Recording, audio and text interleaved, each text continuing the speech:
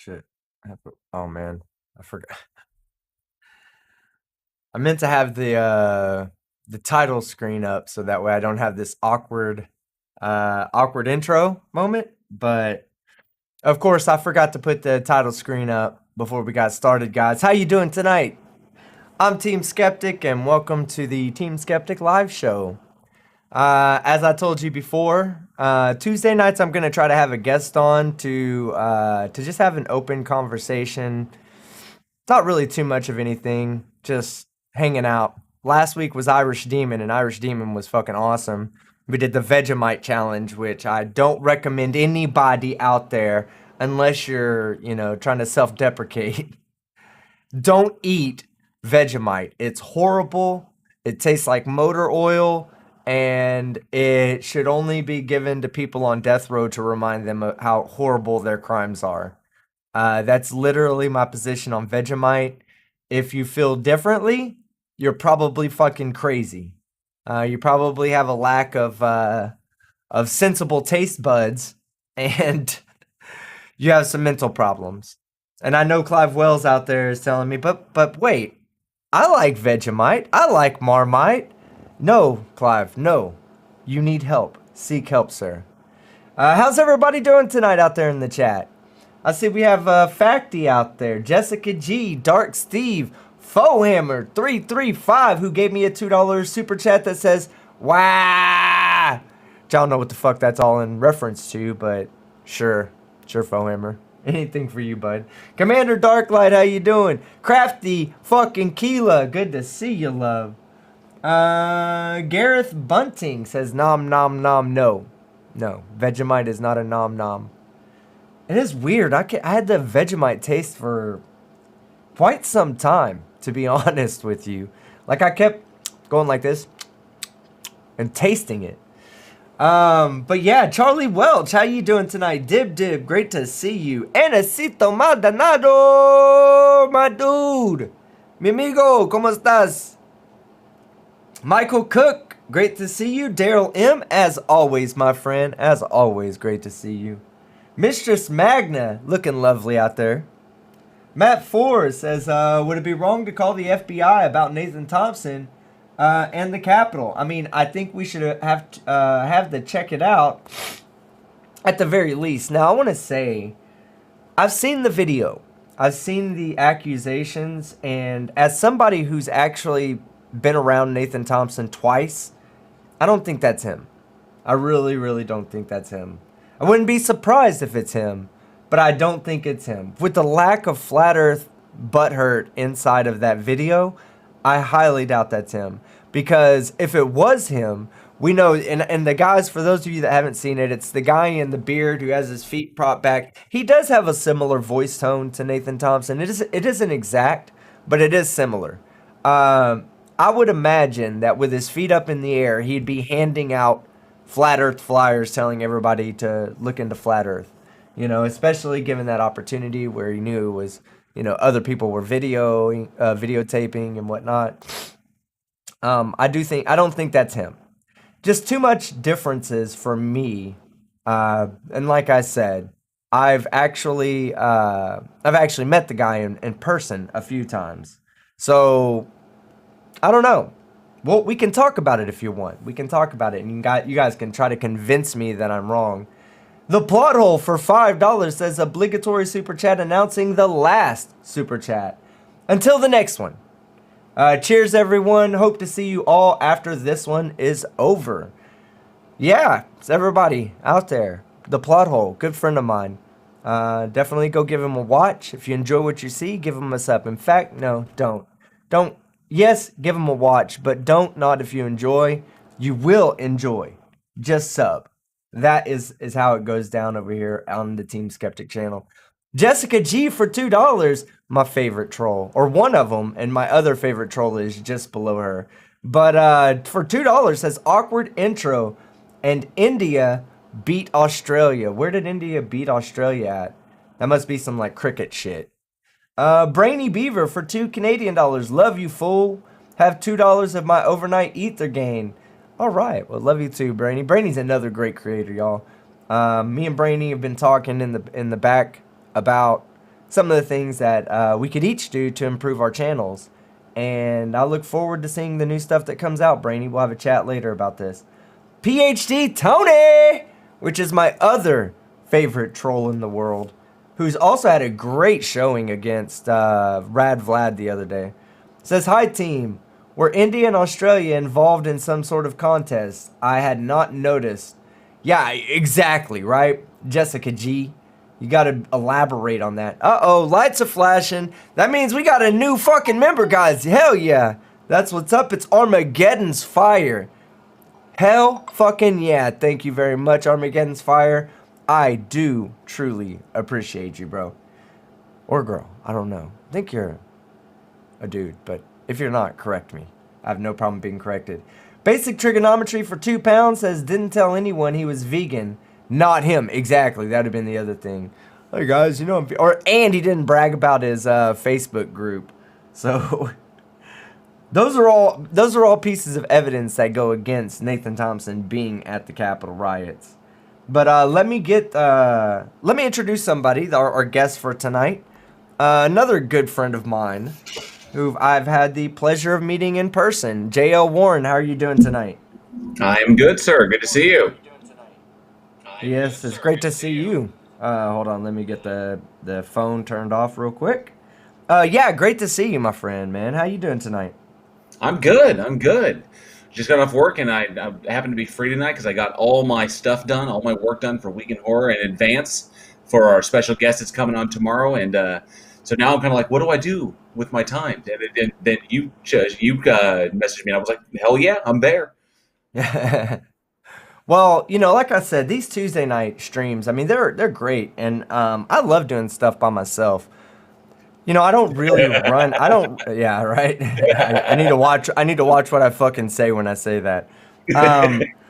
But what I want to say is that having people on like yourself who are, you know, very entertaining, well informed, participate in my debates when you get a chance. That's the whole point. You know, I want to bring people like you on and give people a better chance to get to know people like you, get to know other content creators in this community that I happen to follow, that I watch, and that I enjoy. Jessica G for $2 says, is this J.L. Warren or the ghost of Australia versus India? Now, there's been this rhetoric going around, right, that you're into Ghost. Is this true? No. No, it is not true. And I knew that this was going to come up. The minute I saw Jessica G in the chat, probably Clive Wells will probably bring it up too. Yep, there it is. There's a ghost right there. This whole thing came about because we were on the Four Beardsmen, and the conversation got twisted way out of whack. It was a hypothetical conversation on certain phenomena, like certain quantum phenomena that we don't really understand. And what I was trying to express was that there are probably phenomena that are quantum related, or phenomena in quantum mechanics or whatever, that we simply don't really understand, and that the effects of that people may misinterpret as ghosts. But it may be some effect of the universe that we still don't understand yet. Just simply a phenomena that we don't have enough information about, which those exist. That exists in this universe. There are phenomena that we don't fully understand yet. And that's what these could be, which is why not every human being on the planet sees this stuff. If you look at the percentages, it's very low as to who has a spiritual encounter. So I was just positing that, well, maybe what people think are ghosts is simply some unexplained phenomena. That's what I was trying to say. This got twisted into this whole JL believes in ghosts, and sounds like you believe in ghosts, though. Oh my God. Jessica G and Clive Wells, you guys were absolutely right. He's a fucking weirdo. I accept that there are phenomena that we have not yet fully explained, that there are people out there who are not that well informed, that are spiritually inclined, that irrationally assume that what they're experiencing are ghosts. Did you just explain yourself? No. I'm trying to speak for these people. But ghosts don't exist. Ghosts don't exist. I myself, I do not believe in ghosts. I do not believe in an afterlife. I do not believe in anything of that nature, like spirits or whatever. I believe when you're dead, You you're dead. sound just like somebody who believes in ghosts but is too afraid to admit it. You know, you sound like every person that says that. We have Alien X Gaming for $2 says JL, get that damn game already. Which game is he talking about? He's talking about I think it's called Phantasmophobia or yeah. Oh, And yeah, that I want game's. to jump. I I want want to to play jump into that. it. Yeah, I want to That. jump into it big time. Oh man, we got to do that on my gaming stream. Speaking of which, we'll be doing a gaming stream after this stream, guys. So if you're bored, come watch me die in Call of Duty. Phasmophobia, yeah, Chris Morenzi's for Phasmophobia. But Phasmophobia. yes, hey, Phasmophobia is one of those games that I would love to play. Have you seen any gameplay of it online? I've seen a little bit. I've seen a few vids. The one thing I'm a little bit intimidated is because Alien X Gaming is like over level 200. He's like 200 something, and I would be just starting out. So, and I still have to learn the game and the mechanics of it. So, but I know it's a team. I know it's a group effort. So it's multiplayer. So Mhm. if you've never played it and I've never played it, that puts us on the same level. So that would be, I think, a good experience.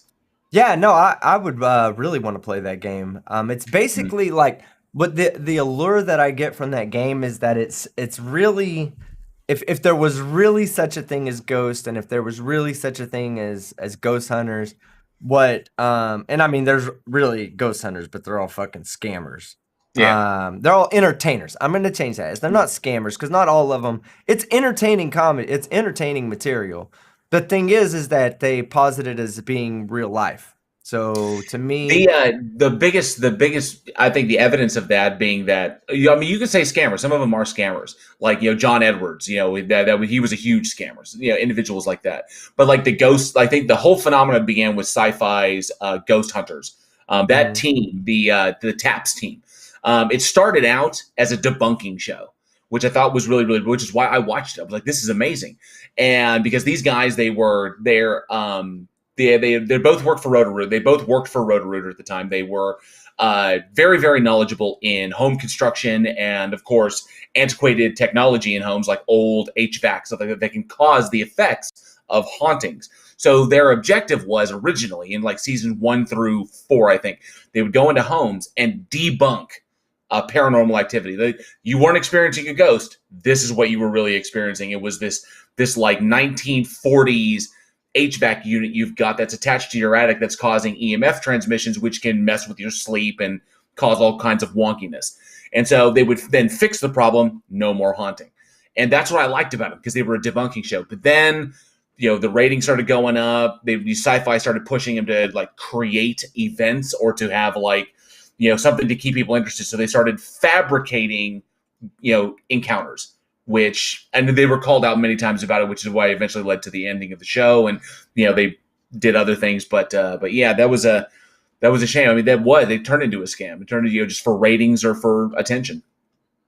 well, I can. Oh fuck! I just had a Commander Darklight. You're fucking amazing, dude. So I just like was sitting here, of course, listening to you, and on the other screen, I get this whole new window pops up and says, "You've received a gift, Phasmophobia from Commander Darklight." Oh, God damn you, awesome! you rock, Commander Darklight. Thank you so much, man. I appreciate that. And then also, I want to give another thank you because I don't always get a chance to remember my thank yous when it comes to donations. And I'm not going to say your whole name because I'm just going to do your initials because I don't know. I've never seen your name in the chat. I don't know who you are, and I don't want to dox you. But RD, thank you for the $50 donation on through the my PayPal link, which is in the description. The donations through PayPal, just so you guys know, like any donation that you give through YouTube, they take 70% of that. I mean, I'm sorry, not 70. I'm sorry. Let me correct myself. Let me not make YouTube look worse than they already look. They take 30% of that, which, you don't think it's that much, but when you're donating, like $10 and only seven of it's going to the creator, that does add up over time. When we get like through a night, sometimes I get $200 to $300 in super chats, and they're taking, if it's a $300 night, then they take $90 of that. That's crazy. That's crazy. So you get 300, but you make 210, and PayPal doesn't take anything out of it. It's just a PayPal donation. So I want to say for RD, thank you, thank you, thank you so much for that. It came in during a gaming stream, so I didn't know if it was for the Rad Vlad debate that we just recently had, or if it actually was for my gaming stream. I don't know. So I'll be making the same announcement tonight in my gaming stream. But I just wanted, just want to say thank you, RD. I appreciate it. And that's another thing. If I do get any kind of donation through that, sometimes I don't catch them because they don't get I don't receive a notification for it. I have to go and see it through my email. Whatever reason, my Streamlabs notifications just aren't working the way they are. So let me mute my phone real quick. Okay, well, it's not muting. Let me just throw it over there. Oh, it's gone. But yeah, thank you, Commander Darklight. I appreciate it, man. Like, that was so fucking cool of you. You've done this actually quite a bit of every time I mention a game. I'm gonna stop mentioning games on stream because all I have to do is mention it, and it's like it's in my library, and I'm like, what the fuck?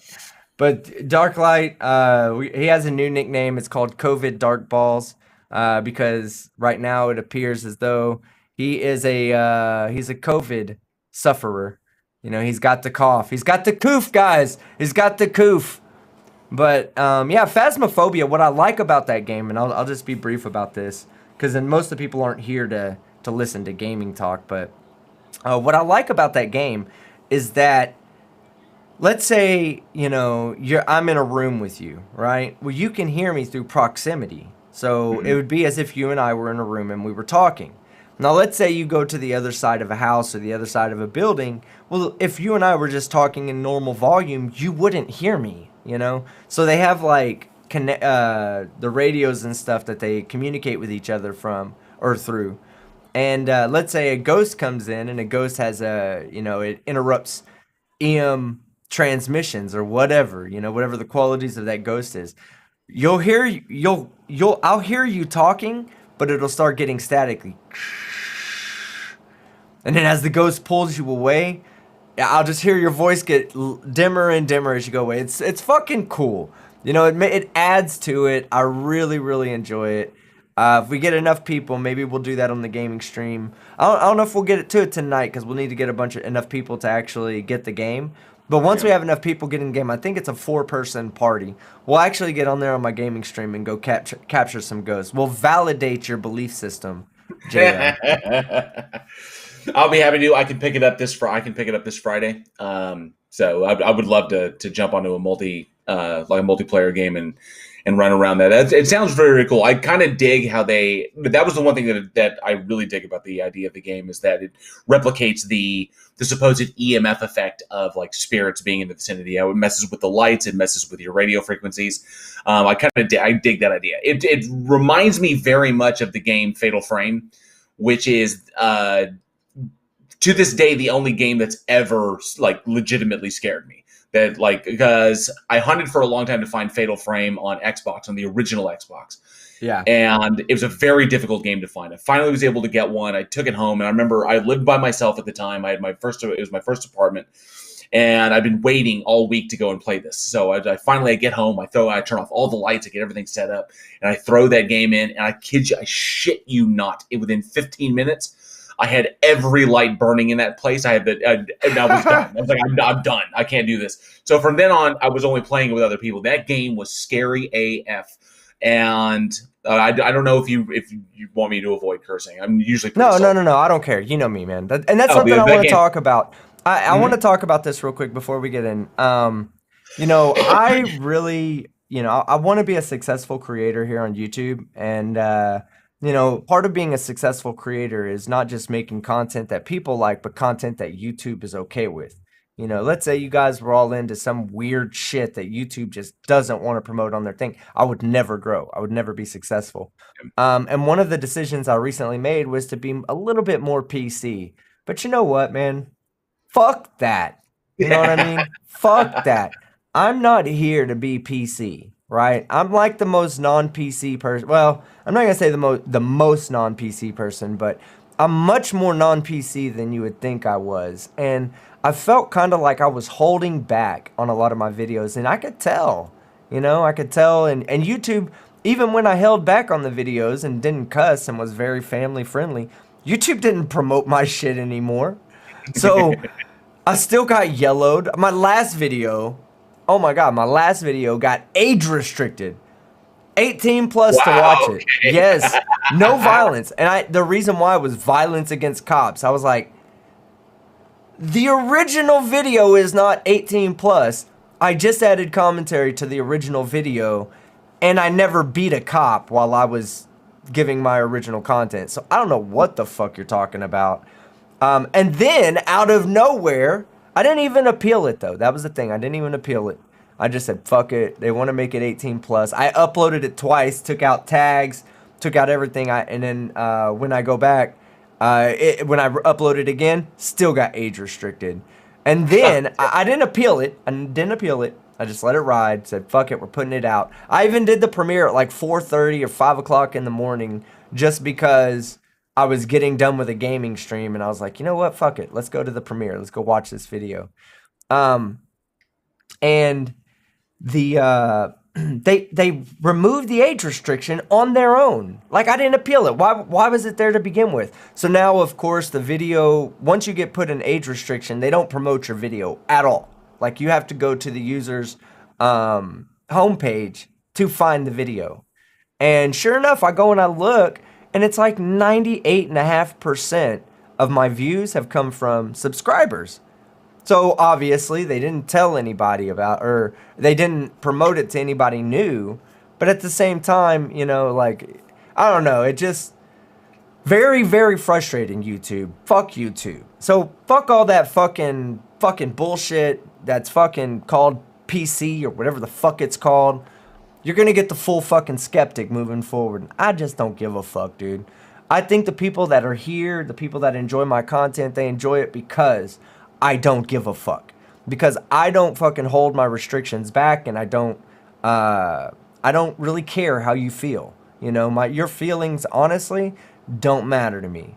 Especially when your feelings involve something that could be solved with pushing the mute button or the block button or the unsubscribe button. Feel free to unsubscribe if you don't want to fucking deal with fuck, fuck, fuck, shit, shit, shit, and bitch, bitch, bitch. I don't care. That's not me, and I'm going back to the way I am so I can continue to make content that everybody loves. And if, you know, maybe you shouldn't have your kids watching my content if you're worried about curse words. Now, you won't get the, you know, the vulgarity, I would say, the extreme vulgarity. I'm not just going to say fuck because it's a word that's available to use, but I'm also not going to remove it from my vocabulary. I'm not going to write my script out and then go back through and find every time I said the word fuck or fucking and change it out for another word, you know? I think just calling people fucking idiots is properly appropriate. You know, I mean, they're fucking idiots. Why not call them fucking idiots, you know? But Very true. anyway, the rant is over. That's the only fear I have about Week in Horror is that we're not monetized yet. We're nowhere near being monetized. Yeah. Although the live streams everywhere, that we've moved the show to a live format, it's really, really helping getting the hour time up, but we don't have the subscribers yet. Eventually we will get the subscribers, but I am salty as fuck on that show. And I know that when Alex gets going, or Eugene, I mean, Eugene is typically pretty, you know, straight and narrow, but I'm the salty one, and then Alex can also get there as well. I fear that will hinder the show in some way, but I get to see. Maybe it will, maybe it won't. But that's the way I talk, especially when I talk about the things that I love. And I mean, if I was to kind of pull that back, then I don't think anybody in the horror community, really in the horror community, would respect me, because they all speak like that. We all speak like that. So I'm just, you know, representation. Well, I'm just, you know, I saw a post from another user that I've been watching. I'm not subscribed to him or anything. I don't even remember his name. but he made mention, he was like, I said some things that are probably offensive and probably, jokes that might bother some people. And, you think he's going to apologize. And he goes, and I'm proud of every last one of them. And I'm like, that's how I feel, man. Like, why even bother? Why even bother trying to, to appease the masses? It's impossible, guys. First off, it's impossible to please every one of you. And I know most of you guys know that. So I'm probably preaching to the choir right now. But God damn, man, I'm fucking done with that PC shit. That PC shit just drove me nuts. But anyway, I took you away from something you were talking about, a video game you were talking about, and you were trying to be politically correct. And I was trying Oh to tell yeah. you, Oh, I was just stop. saying that. I was just saying that the old version, because there was two versions. There was the Fatal Frame on PS2. There was Fatal Frame on Xbox, and the Fatal Frame on Xbox was a far superior game. The engine was better, and the graphics were better, and the sound was just phenomenally better.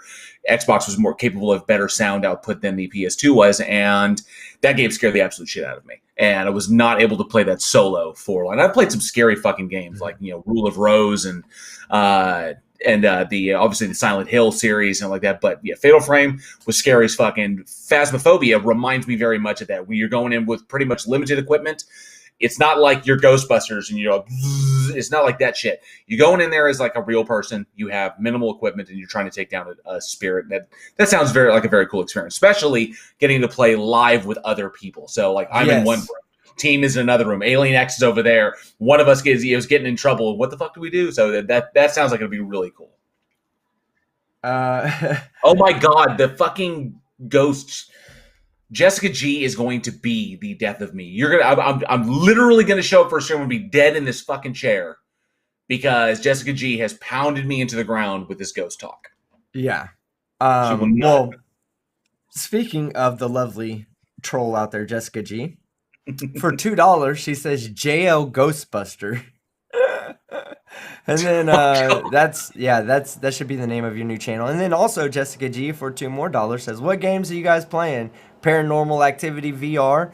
No, it's kind of like Paranormal Activity, I guess, or it could be referred to as Paranormal Activity, but it is in VR. You can play it in VR. I might have to reinstall all my VR setup just to get in there and play it in its full capacity. Webbeard for $2 said you mentioned the second law of thermo JL Flurfer. Oh my Oh god. man. Yeah, I don't, you would have to be a little bit more go into a little bit more detail about the quantum mechanics that are not understood that could lead to either really ghosts or people assuming that they saw ghosts, because I still don't see the connection. And yeah, you're starting to sound more and more like a ghosty to me. I am not confirming anything. I'm saying that there are phenomena that are not okay. Do you agree that there are phenomena out there that are not readily explained? An example Sure. would be like UFOs. It's a flying object. We don't know what it is. We can't readily identify it. It's not fucking aliens. Don't start with aliens, chat. I swear to Christ, I know that's where you're going to go. No, Jared believes in aliens. JL does not believe in aliens, but there are UFOs. Okay, we've seen them. The Pentagon has come out with them. They're flying objects. They're unidentified. That is all they are. It could be anything, but we don't know what it is. So there are phenomena that are not readily explained. Maybe explained in 5 years or whatever. When people say they're seeing ghosts or they're detecting ghosts or they're feeling ghosts, I can't sit there and be. I'm not intellectually dishonest enough to tell them that they didn't experience what they experienced. They Yeah. obviously experienced something. They are interpreting what they experienced as a ghost.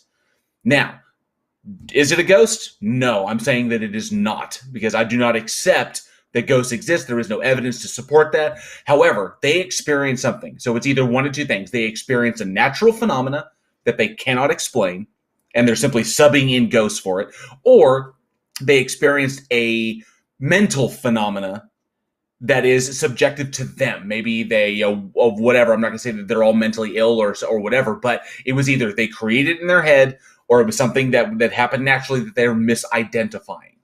Now, because a lot of them are very, very strange, some of the way these people encounter these ghosts, because a lot of them are very, very strange, there's a number of explanations as to what it could have possibly been. It could have been a trick of the light. It could have been an optical illusion. It could have been simply a misidentification of a regular object. It could have been lights and shadow, or who knows. Or it could be something actually deeper than that, or where it's simply aspects of our science that we simply have not fully rooted out and explained yet.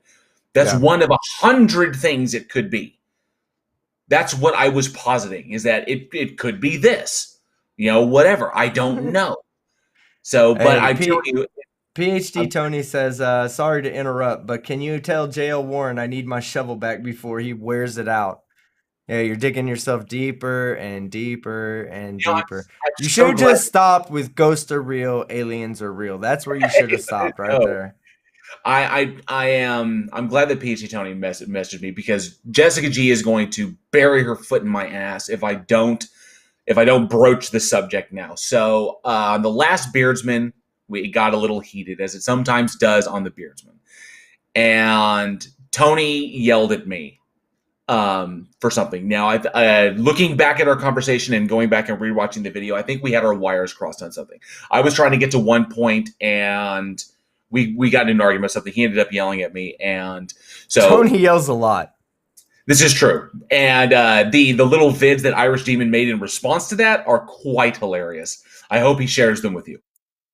All right, this is for you on stream here or on the screen. All right. I'm not saying JL's not saying there's ghosts, but there's ghosts. Oh shit, you're muted. So I just say saying there's ghosts, but there's ghosts. Okay, so it's JL saying there's ghosts. Yeah. JL's not saying there's ghosts, but there's ghosts. That's fucking fantastic. But I'm glad that he's here. Yes, Commander Darklight for $5. Yes, JL misinterpreted natural phenomena. Exactly, that's something right there. But I'm glad that PhD Tony commented. I apologize for aggravating you to that point, that pushing you to that point. It was not my intention. My intention was merely to express, as a part of the syllogism that I've spent the last month and a half building, as a part of that syllogism, which falls within the realm of empiricism and materialism. All I was trying to state was that everything that exists, everything, all matter, energy, and information, exists within the isolated system we call the universe. If we discover something else that we previously had not discovered, if we find some distant celestial body, because our technology got better, that would still exist within the universe. And that was the first part of my syllogism, was that everything that exists is in the universe. What matter is ghosts made up of? What type of matter? Zero. No matter. No energy. No, I mean, given your belief system, what type of matter is ghosts made up of? All right, Fried Jimmy for $5 says, love these chats. Can you ask JL if he has had a chance to see The Sunset Limited? Oh, I have not yet.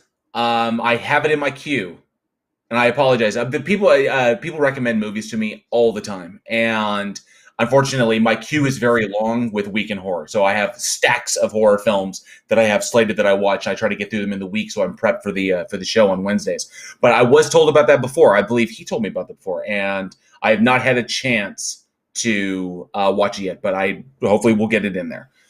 All right, PhD Tony says for $5 there's stuff science does not know. Therefore, A, the earth is flat, B, ghost, and C, none of the above, you superstitious knucklehead. I think I was directed at you. I don't even know how to fucking respond to that. Number one, I'm not superstitious. And two, I don't believe in ghosts. I don't believe in spooks. I don't believe in spooks. I don't believe in spooks. I don't believe in spooks. Yeah, right. You keep telling yourself and it'll become true. You say it enough times, it'll become true. Mistress Magnet, ghost lives matter. Brady Photography is trying to get my attention to say he emailed me. Yeah, I just haven't had a chance to get back to you there, Brady. I will as soon as I get an opportunity. Life's been very busy lately, and I have not had as much time in front of the computer as I would like. Plus, I've been having a few computer issues that I'm trying to troubleshoot right now, so I can get the correct parts to fix the problem. But I'll definitely get back to you, Brady, with that. And Dark Steve, my main man down in Aussie land for $2 says being cheap this month, building a house, but love you all. Oh, Dark Steve, you're not being cheap, man. You're super chatting me. Thank you very much for that, and I appreciate it. And good luck building your house. That's awesome. Kyle Ramstad for $2. No stream with FTFE anymore. Did I miss something? No, Kyle, you didn't. Flat Earth streams were kind of starting to get to me, especially participating in them.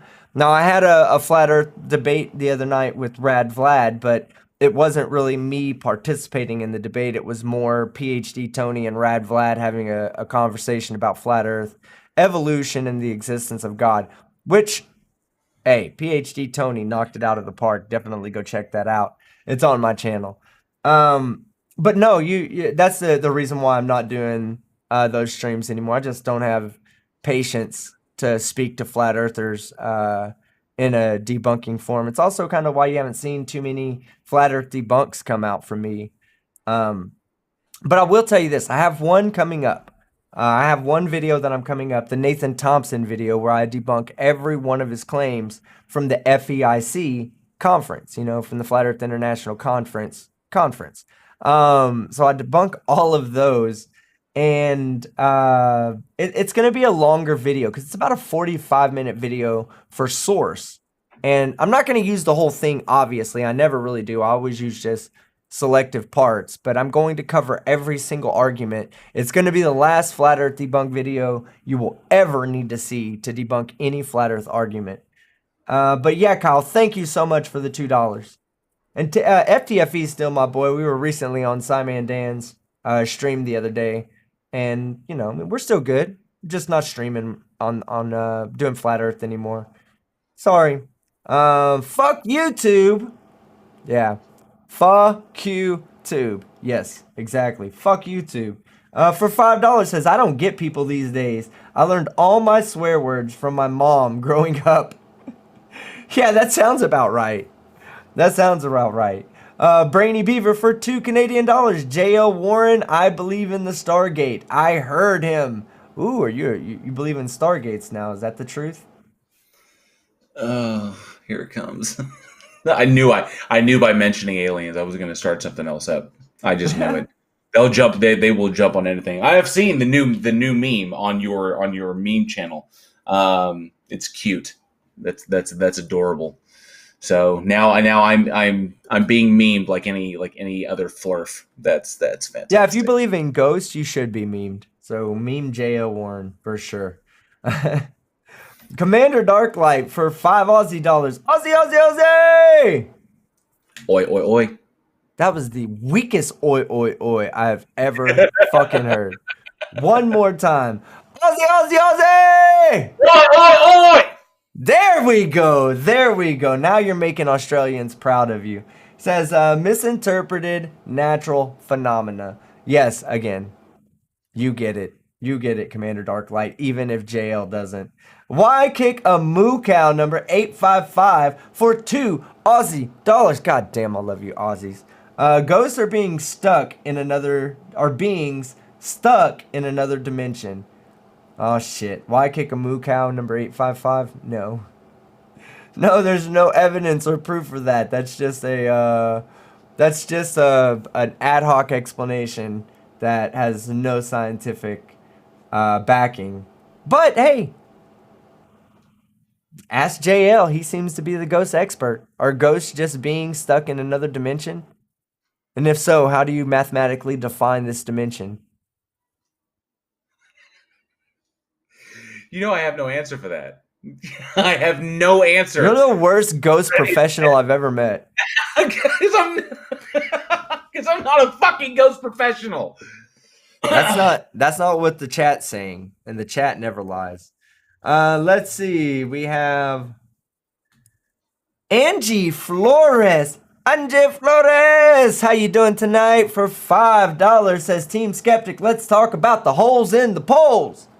Earth ain't flat. It's hollow, baby. Yeet. Love you to the fullest. Well, I love you too, Angie. And no, the Earth's not hollow. I was at a gas station about maybe it's probably about a year ago, and I ran into one of my really good friends that I hadn't seen in like 7, 8 years, and we were sitting there, and he was like, I'm not gonna tell you my name, but he was like, Skeptic. And I looked at him, I was like, Storms, what's up, man? And he was like, oh, nothing. And we start catching up, the random, like, catching up as much as you can type thing. And so I said to him, I was like, well, hey, man, you need to check out my YouTube channel. I cover flat earthers. This is when I was only covering flat earthers. And he was like, oh, yeah, fuck those guys. And I was like, yeah, no shit, right? Like, fucking morons. He's like, yeah, the earth ain't flat, it's hollow. And I was like, oh, man. Did you really just say it's hollow? I was like, why don't you come onto my channel so that you and I can have a conversation about this? Because I don't want my friends to get stuck up in that. But I do, it is more hollow than it is flat, Angie. I will give any hollow earther that credit. It's not flat for sure, but it is more hollow. It has more of a chance of being hollow than it does of a chance of being flat. But we'll talk about that one day, Angie. We'll talk about that just for you, Angie. Robert, actually a hollow earther out there? I'm sorry. Is there actually a hollow earther out there? I don't know if she's really a hollow earther or I think she's just fucking around. But Angie, let me know if you're just so we know if you really are a hollow earther. And I don't, I don't care. Like, you know me, I show Rad Vlad all kinds of love, and he's a flat earth moron. And Rad Vlad, if you're listening, love you, bro, but you're a moron for being a flat earther. Oh, she says legit. She's a legit hollow earther. Angie, we're gonna have to get you on here for a conversation one day, and we'll talk about that. Maybe I can convince you it's not. I can either convince you it's not hollow, or you can convince me it is hollow. I have one question for Angie. Just one. I'll throw it out there, and then I'll let you continue. So, Angie, a legit hollow earther. So why do the mathematics, the irrefutable mathematics of wave propagation, prove that not only is the Earth a sphere, but give us the density of what is within the Earth, and let us know where the composition of the mantle meets the outer core, inner core? So wave propagation is what proves this. And S waves and P waves. So if you don't understand seismology, you need to go and look at it. I had to learn it when I was taking on Why You Are an Idiot. So when you come back to that. Yeah, but I mean, hey, let's all agree though.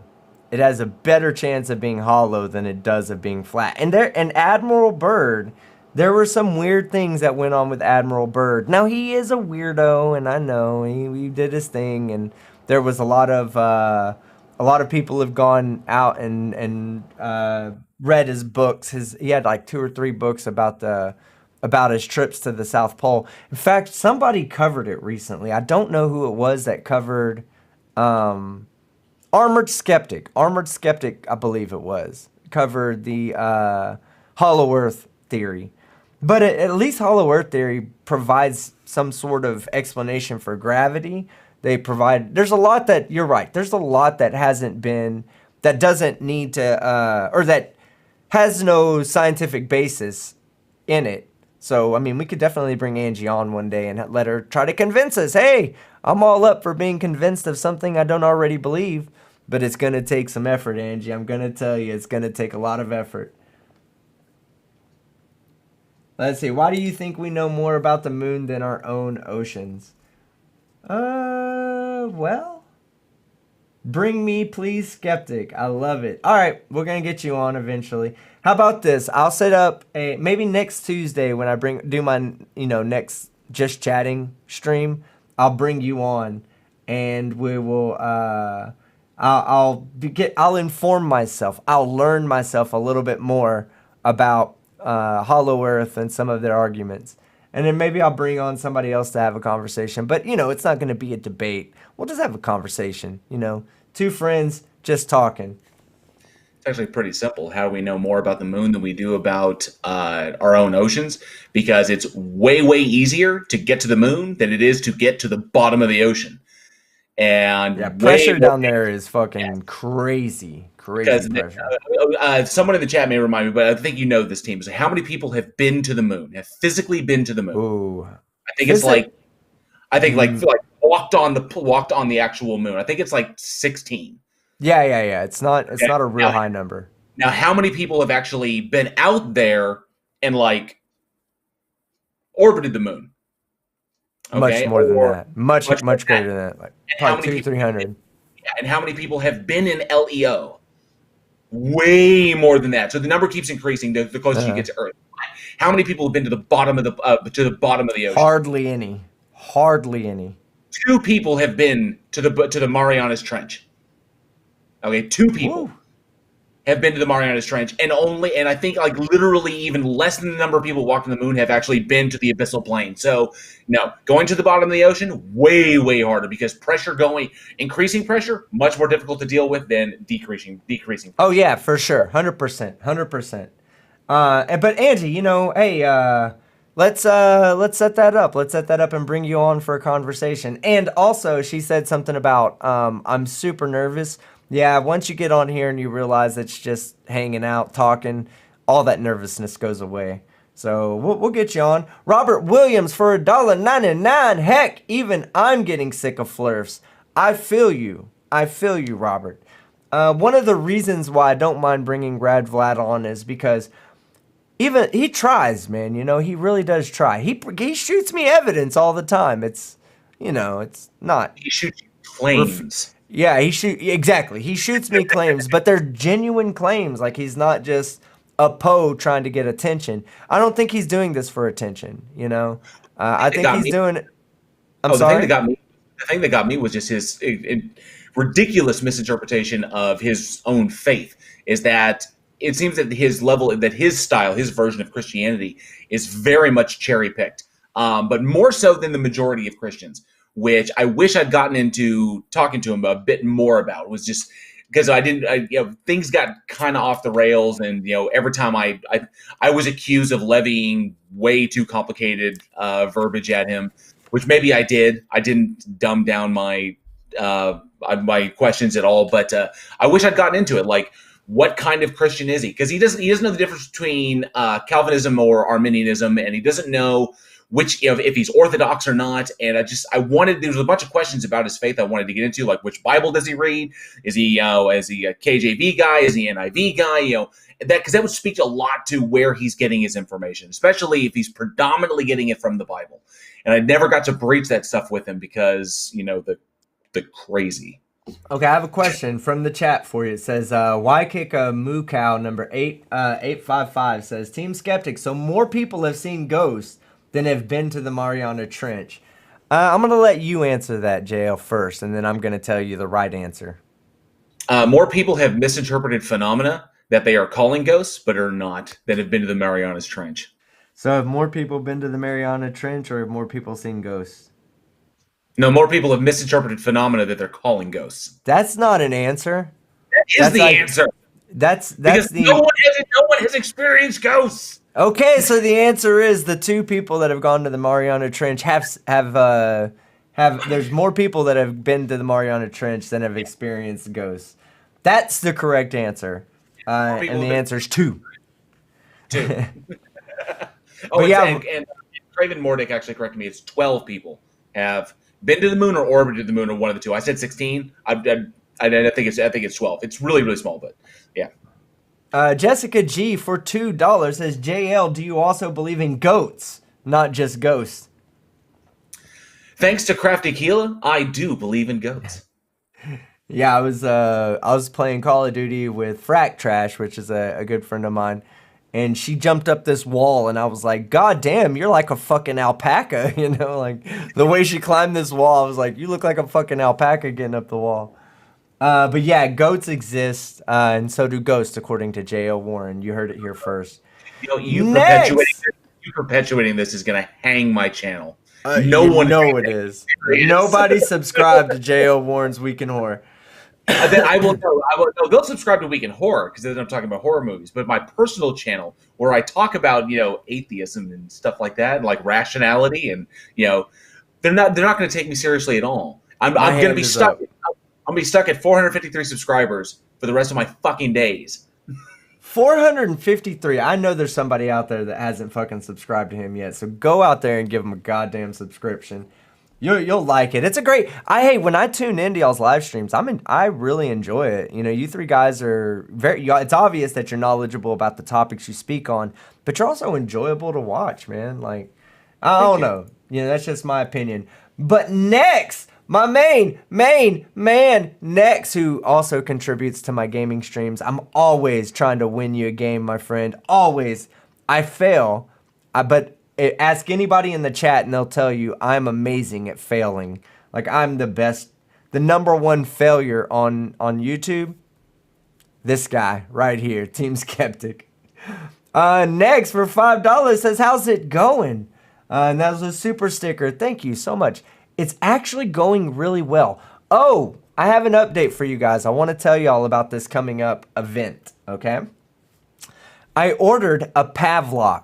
And I don't know if you guys know about a Pavlok, but a Pavlok is this little electric device that you wear on your wrist that shocks you to help you break bad habits, okay? What bad habit do I have? Well, lots of them. None of them that I want to get rid of right now. But that's not why I got the Pavlok. I got the Pavlok because there is the ability to have the Pavlok shock you when somebody super chats. So, in an effort to torture myself, as soon as it comes in, we're going to have a live stream where I'm going to wear that Pavlok at 100% the entire time through the stream.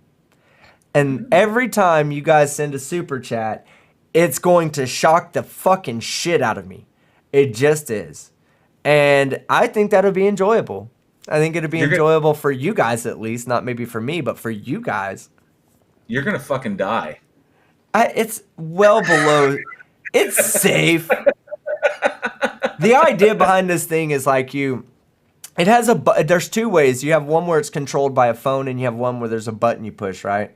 So let's say I was a cigarette smoker and I wanted to kick the habit of smoking a cigarette.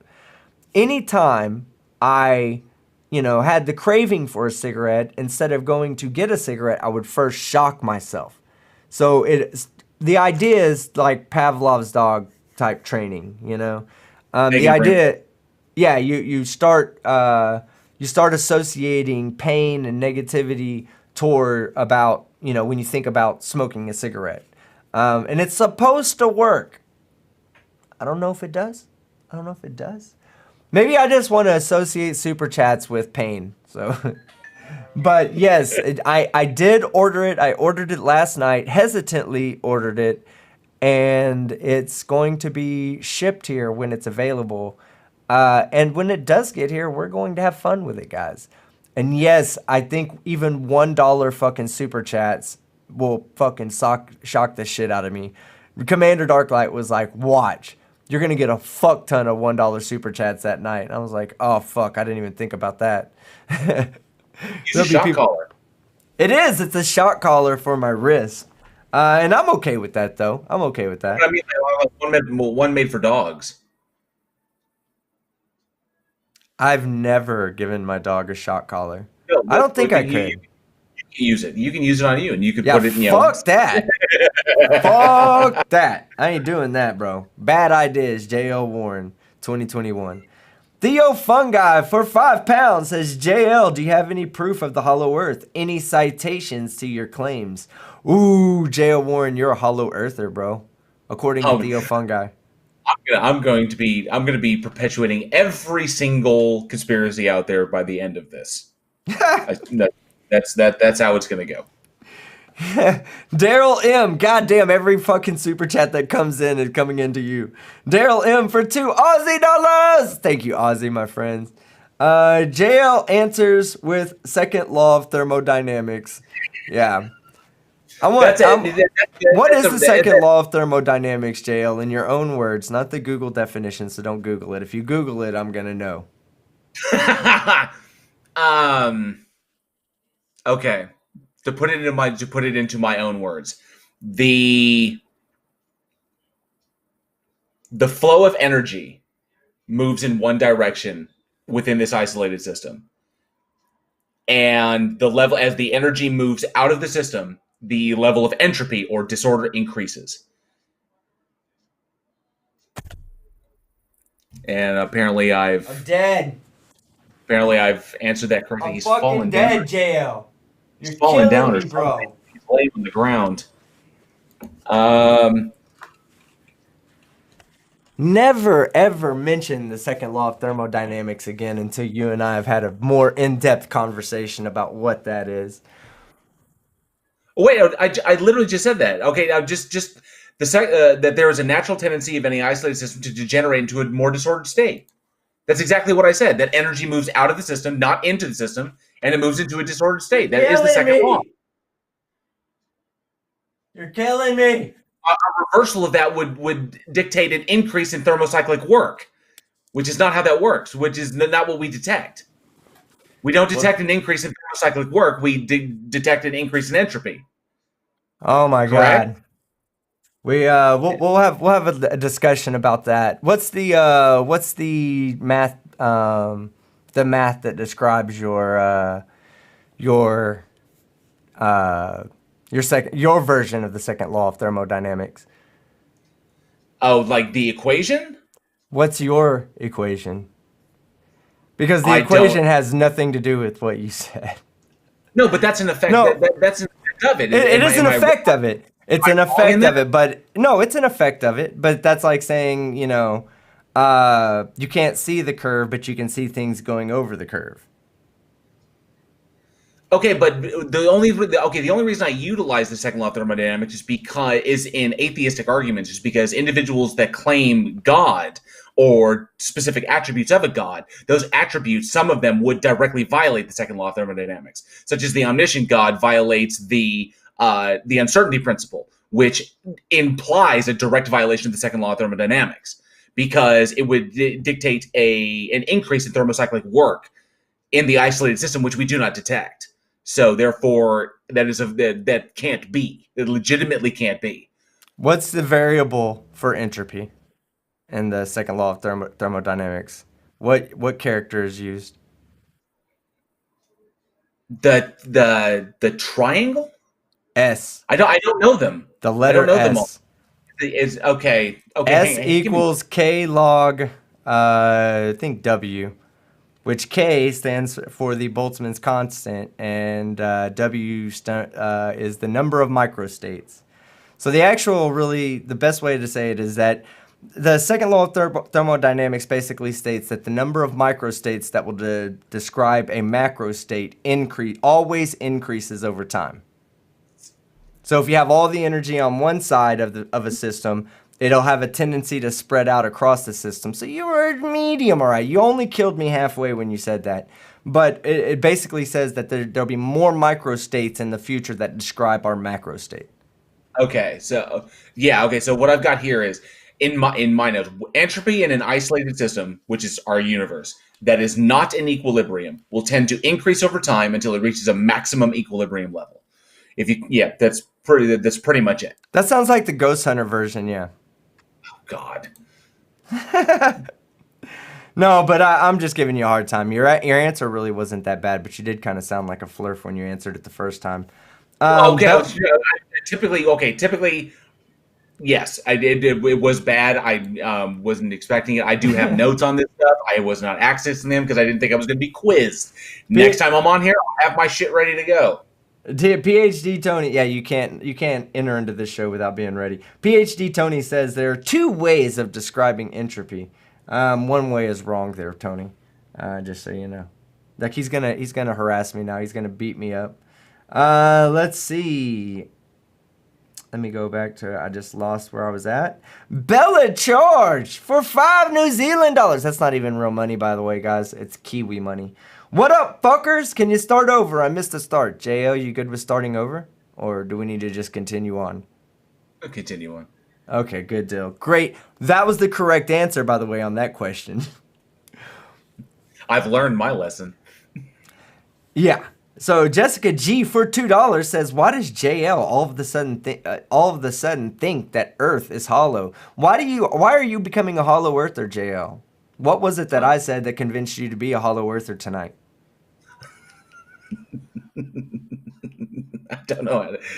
Oh, So I'm not a hollow. that's one of those questions that you get asked when you're in the interrogation room, and any answer you give other than "I'm not a hollow earther" is like going to lead you to being pronounced guilty of being a hollow earther. You know, Yes, yes, it's exactly like when it's a trap question. a theist will ask you, "How is there no God?" You know, and obviously we see the problems with that question. Yes. And that is that like one of my favorite people, one of my favorite assholes that I listen to, Darth Dawkins. That's the one he hits me. That he used to hit people with something else, but people can work their way around that. But now it's, how is there no God? You accept it this way. You're an atheist, so how is there no God? It's like, fuck off. The question can't be answered. So that's the way people do that. So yes, I do not accept the hollow earth. Okay, so hold on. PhD Tony's right. And one of them was the answer I gave. The second definition for entropy, it's the amount of thermal energy within the system that is not available to do useful work. And that is correct. That is correct. And the way you could, the easy way you could really describe this is, let's say you have an engine, right? That's at 200 degrees Fahrenheit. If the surrounding environment is at 200 degrees Fahrenheit as well, the engine can do no work. Okay? So that's why, you have to have a difference in the temperatures so that the engine can actually do work. Like a Carnot engine is Yes. what I'm saying. I believe I said his name right, Carnot. But that's exactly right. PhD Tony wins again. You won the other night against Rad Vlad on Sunday. You win tonight, PhD Tony. You are my number 2 troll behind Jessica G, and I still love you. Let's see. And you still haven't sufficiently explained why you're a hollow earther all of a sudden, but we'll get to that later, I'm sure. Commander I'm not Darklight. a hollow earther. Is the only That's what every fucking hollow earther says ever. Commander Darklight for $5 Aussie dollars says, "At Bella Charge, don't worry, you only missed JL talking about ghosts. Lol." Yeah, if you want to go back and watch it, Bella Charge, that's fine, you can. But all you're going to hear is ghosts are real, the earth is hollow, I don't know science. Those all came from, I've been to the Mariana Trench. That all came directly from JL Warren's mouth. Jessica G says, "JL, so when did you drop atheism?" Yeah, that's a great question. Why are you a theist now? What made it? Was it something I said? No, it was nothing that you said. No, nothing. Trap question again, right? Yeah, I'm aware of that. NZ Pure for $5 New Zealand dollars. Again, them Kiwi bucks. Just stopped by to say the ice wall is fine. The penguins with machine guns quarantined in New Zealand, so they are COVID free. Well, good job. I'm glad the penguin army that's there to hide the true shape of the earth is all COVID free. Release them back into the wild so they can reassume their post, and make sure you have them loaded up with, fully loaded on the machine gun rounds. Coursey Husky for $10 says, "Rad Vlad and JL turned me from Wicca to Oh, good job. From Wicca to atheist. That's amazing. Thank you for opening my eyes, JL. I feel like my life has gotten better since then. Everything makes more sense to me now." Now, see, I'm not super familiar with Wicca, but I am aware of what it is. I'm just not super familiar with it. So, JL, do you care to describe what Wicca is properly? Oh, the system of beliefs that go into Wicca are very extremely varied. It really depends upon, because it's a large family of beliefs, and some people can choose different areas of that. I don't know a whole ton about it. I don't want to misrepresent it. So I just know that it involves To me, it involved a lot of woo and a lot of misinterpretation of natural phenomena or applying labels to things that are natural, but applying them, the names of certain specific deities or gods or goddesses or something like that. Of course, he reminds me that Wicca is the goddess birthed the universe and ideas like that. I don't want to misrepresent it because I don't know it well enough. I've never studied it well enough. My wife knows a little bit more than I do. So Well, you guys heard it here first. J.L. Warren also believes Wicca is the way. I don't get it. I don't know why you change your beliefs so frequently on my stream. But you're doing a wonderful job of doing it and maintaining that straight face. Nathan Termson says, what if there are ghost aliens guarding the entrance to the hollow earth at the bottom of the Mariana Trench? That's a possibility. That suits all your beliefs in one super chat right there. And thank you, Nathan Termson, for summarizing JL's entire belief system with just one basic super chat. That was amazing. But care to answer? What if there are ghost aliens guarding the entrance to the hollow earth at the bottom of the Mariana Trench? I only ask you because you brought up the Mariana Trench. I swear, is this what the flurfs that used to appear on your channel? Is this what they dealt with? Is this what they got? Yes. So this is the experience. Gotcha. This is the perfect representation of a Team Skeptic interview with a flat earther. Yeah. Great. So, now I'm the Wicker. Hold on. Are you now saying that you're a flat earther? You heard it here first, guys. J.L. Warren is a flat earther. Oh my God! How did you put that evil on me, Ricky Bobby? The evil has been applied, my friend. The evil has been applied. Next for $5 says, I know you try. And again, Next is talking about my gaming streams because I absolutely winning is the most important thing in my life when it comes to video games. And I fail so spectacularly at it. Why are you so bad at it then? I am so bad at it. No, well, I'm bad at winning. I'm great at losing. But yeah, I always play with Commander Darklight and Bella Charge. Those are like my video game buddies. Also Ted Dizzle that's in the chat. Also Frack Trash who's out in the chat. I don't know if she's going by her real name right now or Frack Trash, but she's in the chat right now listening. And those are the people I play with, man. And I want us to win. I want us to win so bad that I get super frustrated with myself. But I do try, Next. I try for you, bud. Basic Trigonometry for £2 says, words for £2 or 2 shocks for £1. Yeah. That's going to be an issue. I can already tell that's going to be the issue when I get that Pavlov or that Pavlok is that I'm seeing other super chats that came in about the Pavlok. That's going to be the thing. Like, it's going to be like one $1 chat after another just to shock me. And I don't care. Guys, I don't fucking care. I will say this again and again because my good friend Brainy Beaver brought it to my attention so eloquently that for $1, right? For a $1 super chat, that's more money from you that I'll receive than if you watch 1,000 of my videos. And I don't have 1,000 videos up. So even a $1 super chat to get shocked will be more than anything else. It means the world to me. And I try to be genuine about this, guys. Like, I don't want to feel disingenuous when I say things like, oh, it means the world to me. It really fucking does. Like, this is my full-time job. My full-time job is to entertain you fuckfaces. And I mean fuckfaces in the most endearing way possible. But that's what my full-time job is to entertain you guys. And to keep you coming back. And I love the fact that I still, we're at about 200 viewers right now, and we're just having a chat, That means the world to me that you're even here watching my show. And it means the world to me when you share this with somebody else and say, hey, look, you're a fuckface because you believe in ghosts and you try to use the second law of thermodynamics to prove that ghosts are real. And you also believe in the hollow earth with the entrance at the Mariana Trench. Like, literally, you're going to have this stream shared with you so many times, J.L. Warren.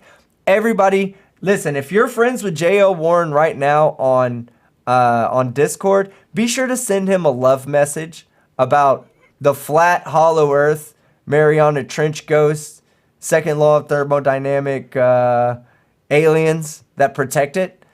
Be sure to remind him about that and be as fucking polite as possible when you do that. Share this stream to him over and over and over. See, that's the purpose of these streams, JL, is to ridicule you and to stop believing such horrible beliefs.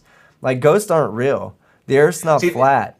See, the fucked up thing is that I could legitimately say that I don't, and I could profess as much. Then people will say like, "Oh, methinks he doth protest too much." Yeah, that's right. People and no why are you getting so defensive, JL? Exactly, which is why I'm just own it. Yeah, just own it.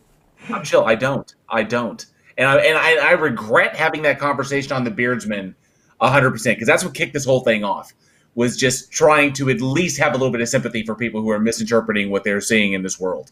That was it. Just have a little bit of sympathy. Just try and give them a little touch of credibility. Not saying that they're all idiots. But no, of course not. We don't want to fucking do that. So, yeah. Daryl M, again, for $2 Aussie says, I believe he says, it says, where and you going to wear the Pavlok? I think it's supposed to be, where are you going to wear the Pavlok? I've debated that, okay? So I've watched a few videos because I want, if you guys are going to pay to put me in pain, I want to make sure to be in the most amount of pain possible. Put it on your junk. But no. Stop that idea, that thought process right there. Stop thinking about my junk and stop thinking about me wrapping an electrode around my junk to shock me there. One in the chat if he puts it on his junk. One in the chat to put it on his junk. Two to put it on his wrist. Oh, God. All right, you guys heard it. One in the chat if you want me to put the Pavlok on my junk, which still isn't going to happen. Two in the chat. I'm even renting it. I can't send it back with my ball sweat on it. God damn it. Look at all those fucking ones that came in. I think the challenge has been thrown down. I think it's going on the junk. No, it's not going on the junk. There's no fucking way. Well, I mean, if you don't have the balls to do it. I do have the balls to do it. These are facts. But I've never seen them. How the fuck do I know? Just go. You want to call me a flirt? Sign up for my OnlyFans. That's all I. You want to call me a flirt? I'm going to give you some flirt logic. I've never seen them. How do I know they fucking exist? Yeah, on your balls too. Comes from Angie Flores. No, not my balls. I can't do that to myself. Sure you could. Now, and nobody else uses it. Okay, but still. I have to return this thing eventually. I'm renting it for $30 a month. I have to return it. What they don't know won't hurt them. That's not how I live my life, JL. I'm not about to fucking subject somebody to my ball stank, you know? Like, that's just not... Especially, like, my electrocuted ball stank, you know? That's just not going to happen. A little alcohol swab. You take care of it. Oh! Lights! Lights are flashing! That means we got a new goddamn member, guys. Who is it? Nikki Daly Triglavian Princess is a new fucking member. Thank you so much, Nikki. I appreciate it. You rock. You rock. You're amazing. And really, honestly, I appreciate it. But to truly answer your question, Daryl, I've thought of a couple places. First thing is I know that the inside of your wrist is more sensitive than the outside. I have tattoos on inside and outside, and this part is way more sensitive than this part. So that, it'll probably go right there on the inside of my wrist. But if, I hate the fact that I'm about to say what I'm about to say. If I can properly wear it around my scrotum, I might do that.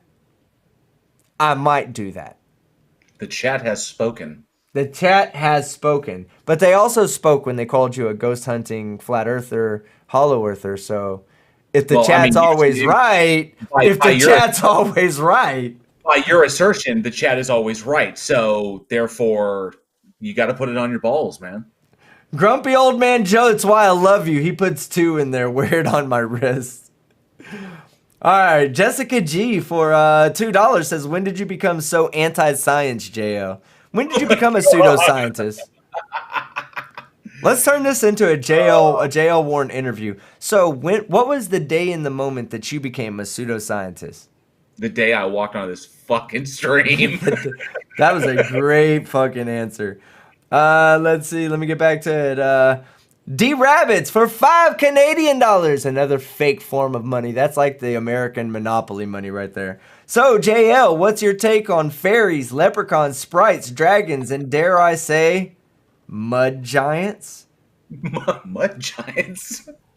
Do you think they all exist? Right. That's what your No, position is. no, none of them ever existed. Well, This it is is now. It is now. They do now exist. All right. According to you, of course. According to you. Facty for $2.79 Canadian. That's like 35 cents American. J.L. Warren, science is your friend.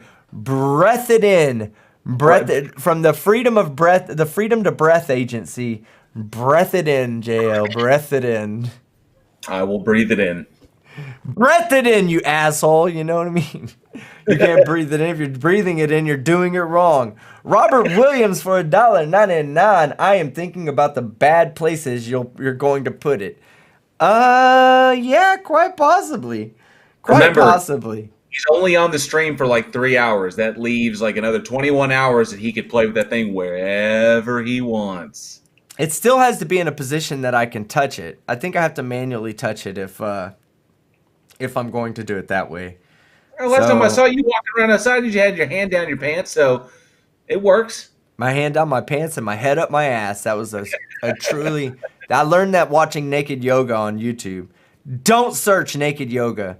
Okay, do. If you're lonely and you don't like watching actual porn, go ahead and search naked yoga on YouTube. You'll find the softest porn you'll ever see. All right, let's see. Jessica G for $2. Is there anything you don't believe in, JL? Yeah, tell me something you don't believe in. I do not believe in ghosts, the Hollow Earth, Bigfoot, Loch Ness Monster, Abominable Snowman, aliens. So you also suffer from cognitive dissonance, huh? Where you believe in it, but then you don't believe in it? Okay. Gotcha, JL. You heard it here first, guys. He believes in ghosts. He just said I'm it just again. waiting for somebody to say because I keep laughing at this. Someone's gonna be like, "Oh, look at him, nervous laughing." Nervous laughter. Yeah, exactly. Nervous laughter. It's exactly what's I'm going calling on. it out of myself. Kuyasa. See, he's calling it out because he's trying to get ahead of the truth, guys. That's what we learned in Interrogation Techniques 101 the other day watching a YouTube video. Kuyasa, which I have not seen you in so long, Kuyasa. It's so great to see you. I believe you're from South Korea. My South Korean friend with 5,000 Korean won, I believe. I want you to say it out loud. 0.99999 repeating is equal to 1. Yes or no, JL? No.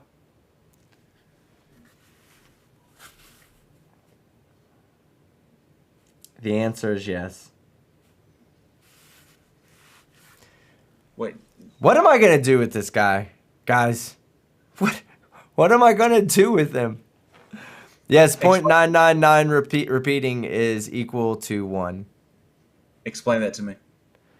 Well, I'd have to show you mathematically. Because I'd have to show you. 0.999 is 999 repeating ad infinitum, but 1 is 1.0.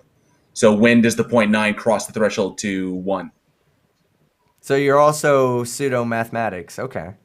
No, I would have to. Yeah, I could show that to you. Let me try to pull that up real quick and I mean, legitimately, if this is a mathematical concept I'm not aware of, I'm more than open to learning it. I'm just, 0.9 is not equal to 1.0.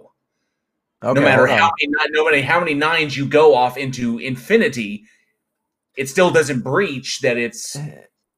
All right, hold on. I'm writing something out real quick, right?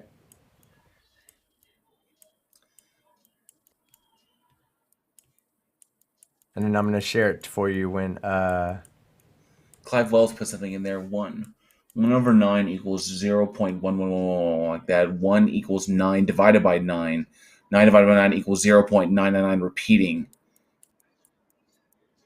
All right, hold on. I'm pulling up. All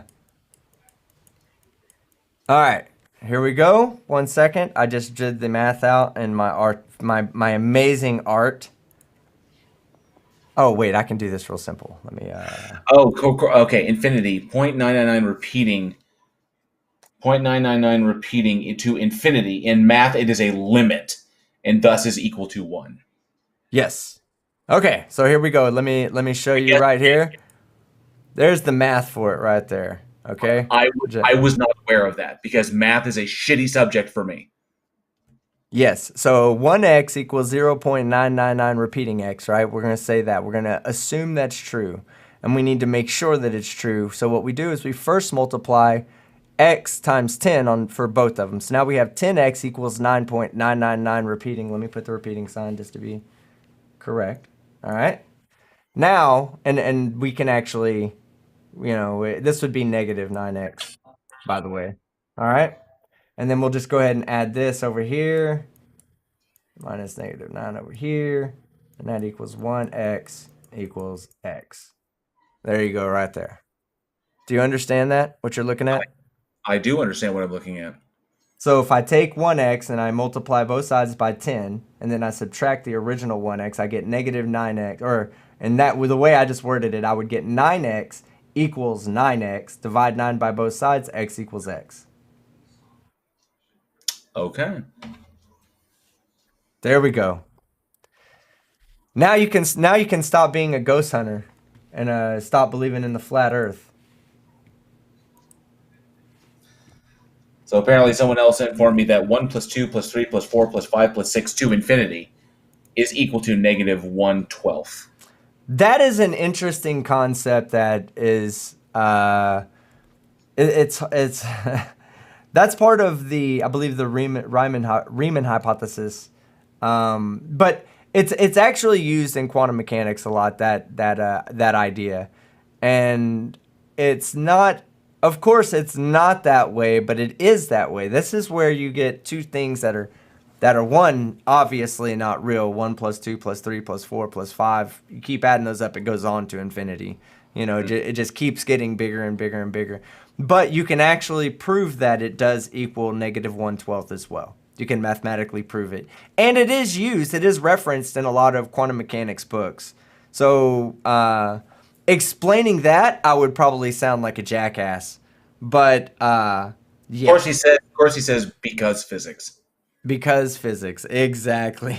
Okay, so to preface this, my mathematical like my knowledge of maths is limited. I don't utilize it that much in my job. I don't utilize it in my daily life. I don't have a reason to have it. Obviously, mathematical proofs don't really come up in debating against a theist. Yeah. God cannot be proven mathematically. It doesn't work out that way. So I don't. It's not reinforced in my life on a daily basis. As a matter of fact, the furthest I've ever, or the closest I've ever been, is when I took my SATs. I did very very poorly on my math section, but on my verbal section, I did excellently. So like I think a 740 is what I got on my verbal. But on my math, it was fucking terrible because my mind just does not work it's very, very hard for me. And even if I do get it, I will lose it very quickly if I don't use it over and over and over and over and over again. Whereas spatial reasoning, things having to do with English or languages or anything of that, like that sticks for some reason. That gets in there and it just stays. Mathematics never really did, and I was always very, very bad at it. What can I Are say? you trying to say that that's why you're a flat earther? No. NANA says Team Skeptic's drawings hurt my eyes. I would say close them, but that wouldn't work either. They would still hurt your eyes. The only thing I can say is people are saying like that's typical. Like Jessica G says that's typical with a math hater like yourself, JL Warren. He's like, no, I don't hate. Yes, I will say this: as exactly. far as I trust mathematics, and I trust that the people who know it better than I do are not misleading me because they have no reason to mislead me.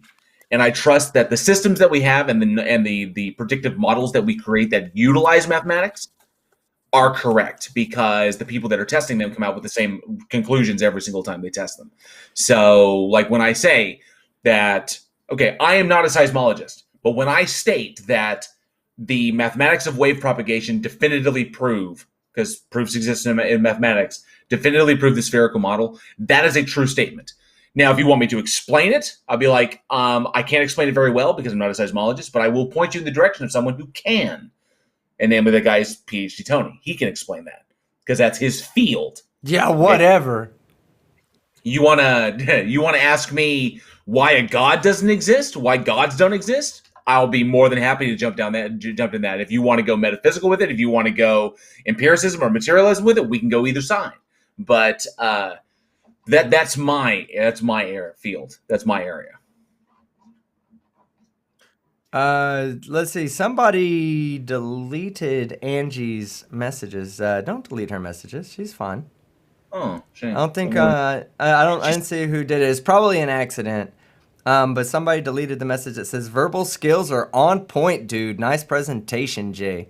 I think she's saying that she's welcoming you to the Hollow Earth Society, and saying all you got to do is pay now, pay to be a member, no big deal. But now that we've described it, Quiasa wants you to say it out loud. 0.9999 repeating equals 1, as a matter of fact. As a matter of fact? Yes. Okay, yes. 0.99999 repeating is equal to 1. Jessica G, please don't time her or delete her messages because she's using all caps. That's fine for her to use that. Okay, she's yelling. I gotcha. No, it's okay. It's okay. And don't leave, Angie. You're not. You don't need to leave for that. We'd love to have you stay here. All right. Let's go on to the next one. Angie Flores for $5. Have you ever walked in a room full of tension and felt like you could cut the air with a knife? We never lose our energy, aka the spirit of our being. Again, I'm not into the whole spirit, and I'm not into the whole spirit or spirit of being thing. I think that the soul is simply a matter of brain function and how you interpret things.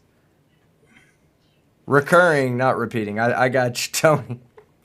But yeah, that's I don't I don't know. I guess I'm not into that. Rodent no last name for $2. What is the airspeed velocity of an unladen swallow? What do you mean? What do you mean? An African or a European swallow? Oh, I have no idea. You think he's talking about the flat Earth swallow. This is a Monty Python bit. Jessica, come on now. Don't start with that shit. So people are getting some kind of free pass? No, they're typing in fucking all caps. That shouldn't fucking be that big of a deal that you delete their message. So no, they don't get a free fucking pass because they're a channel member or donated a few dollars. I personally am not the type of person that feels that it's a need to cancel somebody's message because the way they type isn't appealing to me. So I would hope that you don't do the same thing in my chat, at least. Corsi would like you to know that you need to watch Monty Python and the Holy Grail because that's what that whole thing was. What is the airspeed? And I love you, Jessica. I still love you. Go ahead. So what is the airspeed velocity of an unladen swallow? And then King Arthur responds with, "What do you mean, an African or a European swallow?" And the bridge keeper's like, "Oh, I don't know that." And boom, he gets blown off the bridge. And then Sir Bedivere's like, "How do you know so much about swallows?" "Well, you have to know these things when you're a king, And then they walk on. So that was you got to watch that movie, man. Come on, dude. All right, let's see. God's Auditor for $5 says, "Hey, fuckers. Nikki Daly's been trying to raise money for a new computer for her mental health, and y'all ain't been showing up. Go to her Twitter." All right, yeah, y'all go to her Twitter and check her out. Because if anybody needs anything with mental health, I'm all for that. You know what I mean? That's a good thing for the community to come together about that. Lindu at speed, for $5 Canadian. Oh, I am actually crying, poor team. Here's some fake Canadian dollars. Oh yeah, fake money, monopoly money, as far as I'm concerned. Robert Williams for $1.99, 15 hours and no more. Rump. I think you mean to say Trump, but I understand why you're calling him Rump. Yeah. And I'll be glad when all this shit's over. I will honestly be glad when this whole fucking political debacle is over. You were about to say something? Oh, I was here. I was reading what Angie was saying, but actually, Rump. I always remember that image of him playing tennis, and just anytime I think of Trump, and just that with that giant ass of his, trying to play tennis and shit. That was hilarious. You're wrong. You're wrong. Irish Demon does like the best Trump impression. He does, man. He does an amazing one. Next for $5. Yes. Says, who are we kidding? You can wear it on both at the same time. Oh, wow. Wow. So I got to wear it on my wrist and my balls at the same time. Ouch. I'm not Nice. sure. I'm not sure I can. Okay, MDV Mike for $5 Aussie. 2. Does this count as a super veto? Being merciful. Oh my God, no. That is. Yeah, it is a super veto. That was to the 1 versus 2, wrist versus balls. He's saying 2 is a super. It counts as a super veto? So all those ones have just been canceled. Thank you for your mercy, MDV Mike. I will be wearing it on my wrist. Unless it's more painful to wear it on my ankle. If it's more painful to wear on my ankle, I'll wear it on my ankle. Fuck YouTube for $2 says, I want to speak to the chat's manager. Okay, Karen. Okay. Speaking of Karen, as soon as we get through this part, I have some Karen videos to watch with you guys. I have, I think, 3 videos to watch. And, oh man, I found some good ones. Some good ones to do as created content. So we have a lot of videos coming up in the next couple of days. Plus I'm giving this this guy called God's Comic, right? Because look, I know there's people out there that believe in God that are in this chat right now, okay? That are still fans of this channel, but do hold religious beliefs. And I've made it very specific that I'm not here to attack a religious belief system. What I'm here to do is to challenge some of the rhetoric that comes from having a religious belief system. Like when someone says, the earth's flat because God said in the Bible that it's stationary and sits on 4 pillars. No, I'm attacking that belief. Okay, that's just what's going to happen. Now, if someone says, hey, I believe in God. Okay, well, I mean, good. I don't have a problem with that. I believed in God for a long time in my life. I don't claim to be an atheist. I just claim to be agnostic, which I believe to be the intellectual position to take.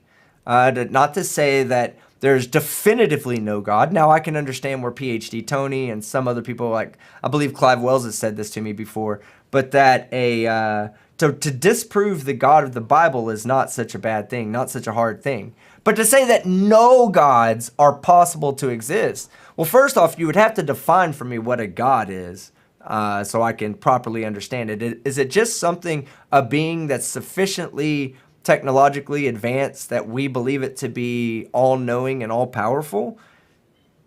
That may or may not be the possibility. Who knows? I've said before, like, if we are living in a simulation, I see us living in more of an ant farm type simulation where there's a higher being there, a more advanced technological being that's observing us in an ant farm type situation, to whether it's for social reasons or biological reasons or whatever the reasons may be, that they're just there to observe us and to learn from us. I always think that could be a possibility, but I don't think the God of the Bible is real. Go ahead. If we were in a simulation, I think that it'd be most likely we would be an ancestry simulation. Understanding where we came from in that respect, that's where I paused it. But I didn't know you sided with Elon Musk on that. I don't. Okay, great. So now you're using my tactics against me. I see what you're doing. No, I don't side with anybody on that. I think Sure. that, I just think that I would be, it would be intellectually dishonest for me to say there's absolutely for certain 100% no gods. Like, unless you define God and you define it to be something that goes against the tenets of science. Now, No, if you you can say do that, you're agnostic to it. yeah, I'm agnostic to it. But so I don't attack people for having a Christian belief or having a Muslim belief or just believing in Wicca or anything. I got great friends that believe in Wicca. I still don't know what the fuck it is. You did a horrible, poor job of explaining it earlier, trying to pass it off to your wife. Don't understand that sense of logic. But at the same time, if someone tried to say, "Oh, Wicca is responsible," if you go and you hold a Wicca ceremony, you can cure yourself from COVID. No, no, you can't. That's ridiculous, and that's the position I take. So I only attack a belief system when it goes against what science knows to be true, or what science has sufficient evidence to believe to be true. That's the only time I say anything like that. The Uh, primary issue that I have with it, that I'd say I approach it with, would is that irrational or illogical thinking leads to irrational and illogical behavior. And that is the problem that I have with it, is that individuals who are willing to cross that threshold and open that door into beliefs that have no bearing on reality, that do not comport with reality, are prone to accepting other things that have no bearing on reality. So so your like, belief in the ghost is what makes you believe in flat Earth. Is that what it's you're fucking, saying from personal experience? it's the fucking last time I'll be serious, I swear to God. The last time I'm ever coming on Team Skeptic's channel. Here's a good one for you. My ass is fucking raw, dude. It You is need to raw. get you need to get Commander Darklight's chair. Commander Darklight has fans on his ass on his chair to keep his ass cool while he plays video games. Guys, this is a fucking fact, okay? I'm not making this up. Let Commander Darklight know that you appreciate his cool ass out there. Theo Fungi for you, JL. Theo Fungi for £5 says JL is being practicing Scientologist. Or JL being a practicing Scientologist. Did you meet Tom Cruise? Is that how you became whatever level you are of Scientology? Xenu does not exist. You heard it right here, guys. He's just spitting the same Scientology rhetoric that needs to be said by someone who's an undercover Scientologist trying to infiltrate normal people's live streams. Small time art for $2. Tell them about Playmate Tessie's saggy boobs. Oh my god. Let me tell you guys something, okay? We covered Playmate Tessie not too long ago. It's in my live stream where it was like, I found the worst person on YouTube, okay?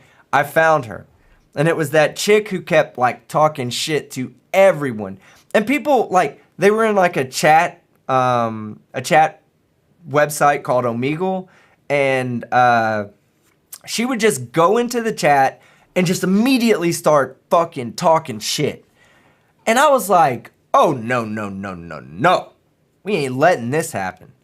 So I held a live stream and I pointed out the fucking wrongdoings by this fucking horrible person. And somebody went out there and found her OnlyFans videos. Ugh.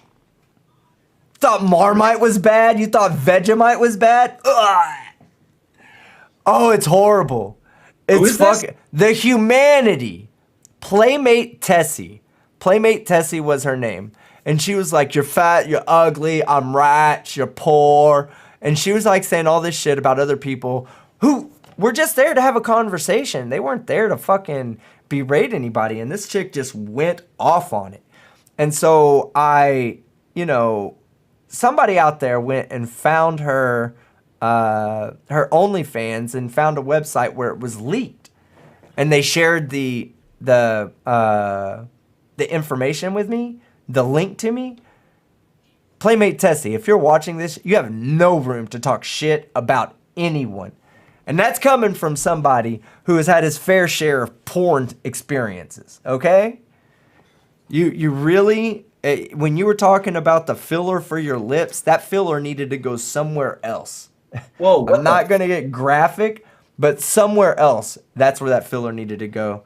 And Small Time Art, I'm not sure if that was you that shared that with me as your email name was your actual name, but if that was you, thank you.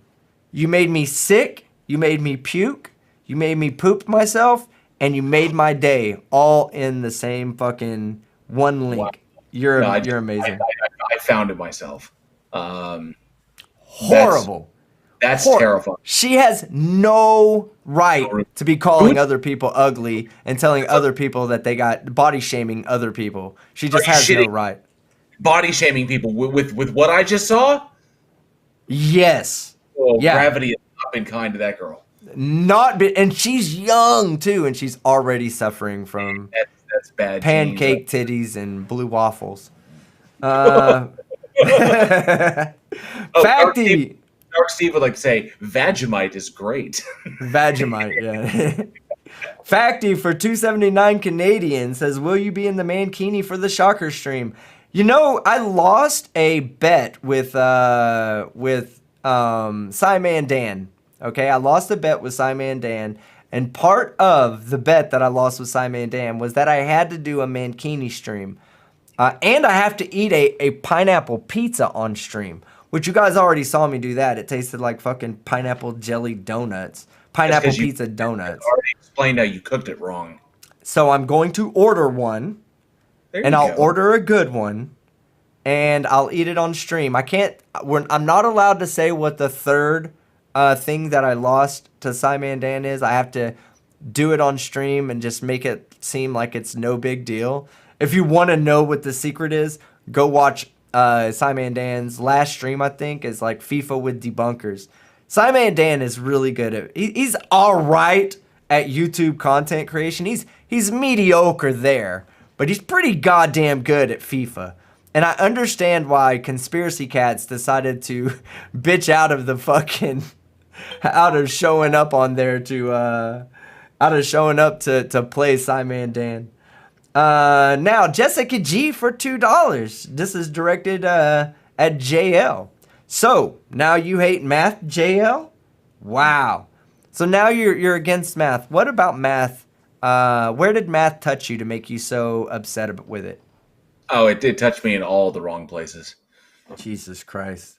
Specifically, the chat wants to know. My naughty bits. Your naughty bits. And that's Did why it. you hate math. Okay, that's understandable, you know. I'd hate math too if it touched my naughty bits, but it actually touches me in my soul. D Rabbits. Quick question: where are you going to order your pizza from? I don't know. That place I'm right gonna- around the corner. I'm gonna go on to fucking Twitter and try to beg for a free pizza from somebody. I'm just There's some kidding. there's some good places around there. You know, around where I work. I mean, Alfredo's isn't too bad. They do New York style. I honestly think that you need to order from Fifth Street, but I think it may be too far away from you. But Fifth Street is one of the best because they do St. Louis style up here. But that's up where I live here, a bit north of you. But down there around you, I mean, you've got like Grimaldi's, you've got Eno's, you got Campisi's, Yeah. Social Pie, Cane Rosso, Tuda's. You got a bunch over there. Fireside's not bad. So I was just kind of curious where you plan on going. So Oh, I don't have any idea yet. But D Rabbits for $5 Canadian. I'll get a recommendation from you when I decide to do that. D Rabbits for $5 Canadian says, "Peeps, we have a new YouTube debunker in the chat. Give some love to Jesse102. We just did on Mr. Sensible stream. Jesse102. Let's see. Are you still in there? No, I don't see a Jesse102 in there. But shout out to Jesse102. If you're up here debunking nonsense, then you get my support. You'll get my support for sure, Jesse. And share a link to Jesse's channel if anybody's in there. Share a link to Jesse's panel. I'm very curious about something. Angie Flores, I saw you pop back in the chat. I see that you're back. So you're saying are you an atheist? I'm just curious because given what you were saying previously, I was just following along with what you were typing. But are you an atheist? Is that what you're saying, or are you deist, theist, or where do you fall in that spectrum? Because I see that you say you don't have a religion, and that's fine. You can be spiritual in your belief structure, but I'm just curious. Where do you fall? Are you atheist, agnostic, She says, deist? no, I'm not. No, I'm not. Oh, she's not an atheist. So most likely either a deist or a theist. So Well, I would, like I said, I'll have you on, Angie. We'll talk. We'll have just a conversation, and maybe we can convince each other that the other person's wrong. Negative exponents. That's my dude right there, guys. That is my fucking dude. He was the one that put me on to looking at FinDom people, financial dominatrix. that is that's a weird one. Whoa. Yeah, I don't those guys are weird. Or those I don't girls are weird. I don't want to kink shame, but I mean I understand that whatever floats your boat, whatever gets you off, whatever you need to get you through the night. But that's just one I have a lot of difficulty wrapping my head around because of the level of it feels like that particular kink is rife for negative exploitation. Yeah. It's rife. There obviously there are individuals out there that really do need that need that kink that's how they feel. But I think that just it's so open to people them being taken advantage of and like literally taking their money. So I can't wrap my head around it really as far as a logical thing. But I mean, hey, to each their own. I'm not going to judge. So Well, yeah, and just to be clear, he only pointed me. He only pointed me in that direction. He's not. He was like, "You need to check out these crazy people." He's not into the FinDom thing. He's not one of my simps or anything like that. I don't get the paying somebody to To talk justify shit. narcissism Yeah. is what it came off to me. Is that all the individuals that I read I would look through these chat logs, or I found many of them on Twitter just to see what they're just see what they're tweeting about, see what they're throwing out there, and it's legitimately getting cash or gifts to justify their narcissism. Like I am all this, and you need to So pay me because I'm all this. he had a great suggestion for me. He says I should bring one on for a conversation. That would be very very interesting. That I would would be. end up dropping money on her. Like, here you go. You talk shit to me here. Or it could be as interesting as the Logan Paul Riley Reid conversation, which was a barrel of insane cats. Oh, Alien X Gaming for $5 says literally I just got done interviewing Aaron Raw. It will be on my channel in about 1.5 hours or so. Please check it out. Guys, he's had some amazing interviews. First off, Aaron Raw is a beast. I love that guy. I'm glad you even talked about it, Alien X, because I need to get back in touch with Aaron Raw to speak with him about something that him and I are supposed to be working on. Of course, I've told you guys that since around Christmas through probably the first half of January, I was dealing with some really fucked up emotional shit, family all caught COVID and lost my uncle. So I need to get back in touch with Aaron Raw to let him know that I ain't forgot about him. I just haven't been in a position to do what I need to do so that he and I could complete our task. C4 for $5. So thank you, Alien X, and I will be checking that out tonight. C4 for $5. For fuck's sake, Team Skeptic, take this money and rent Monty Python and the Holy Grail. I've seen it. I just don't remember the swallow part. But I've seen Monty Python. I watched it as a kid. I'll watch it. I'll watch it tonight. I'll watch it tonight. Or in the next couple of days. I'm going to be doing a live stream tonight on my gaming channel. So probably tomorrow. Commander Darklight for $5 says, Team, don't put it on your ankle. We don't want to accidentally shock your cat. Oh my God. So for those of you that don't know, I have not yet got my cat spayed. So once a month, my cat tries to legitimately fuck my ankles. Like, I am not kidding. I'll be sitting there playing games and I hear this, and I look down and she's like moving her ass over to like try to rub up against my ankle like that. And I'm like, no, stop. Stop doing that. So yeah, you're right. I don't need to fucking put that on my ankle because I will shock my cat. Fuck YouTube for $5. Did you hear about the new Trump Calculate? It can't multiply, add, or subtract, but it sure can divide. Ooh, I think you mean a calculator, Trump calculator. It can't multiply, add, or subtract, but it sure can divide. That's a good one. That's a really good one. Fuck YouTube. And fuck YouTube while I'm at it. Weeaboo Metalhead. For $5. Team, was it you that had a series for up and coming debunkers, or was that someone else? I think I may have mentioned it. I may have mentioned it as like, that's what I want to do on my live stream. I want to bring people on that I support that you guys might not know about. Like, for instance, Mr. Ghost Believer over here, J.L. Warren.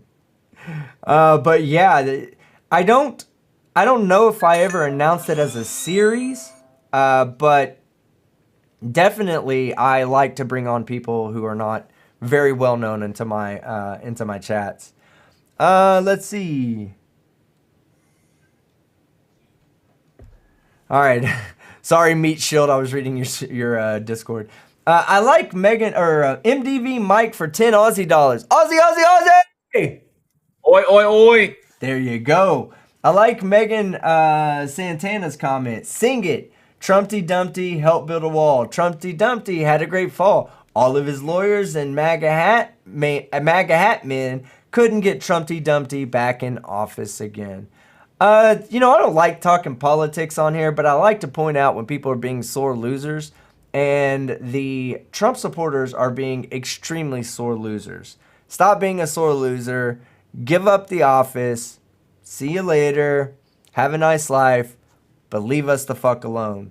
Fried Jimmy. And hey, let's get united again as a country. Let's put aside all this bullshit. Let's unite ourselves again. Fried Jimmy for $5. Atheism is without a belief in God, and theism is against the belief in God. Agnostic is without knowledge. Yeah.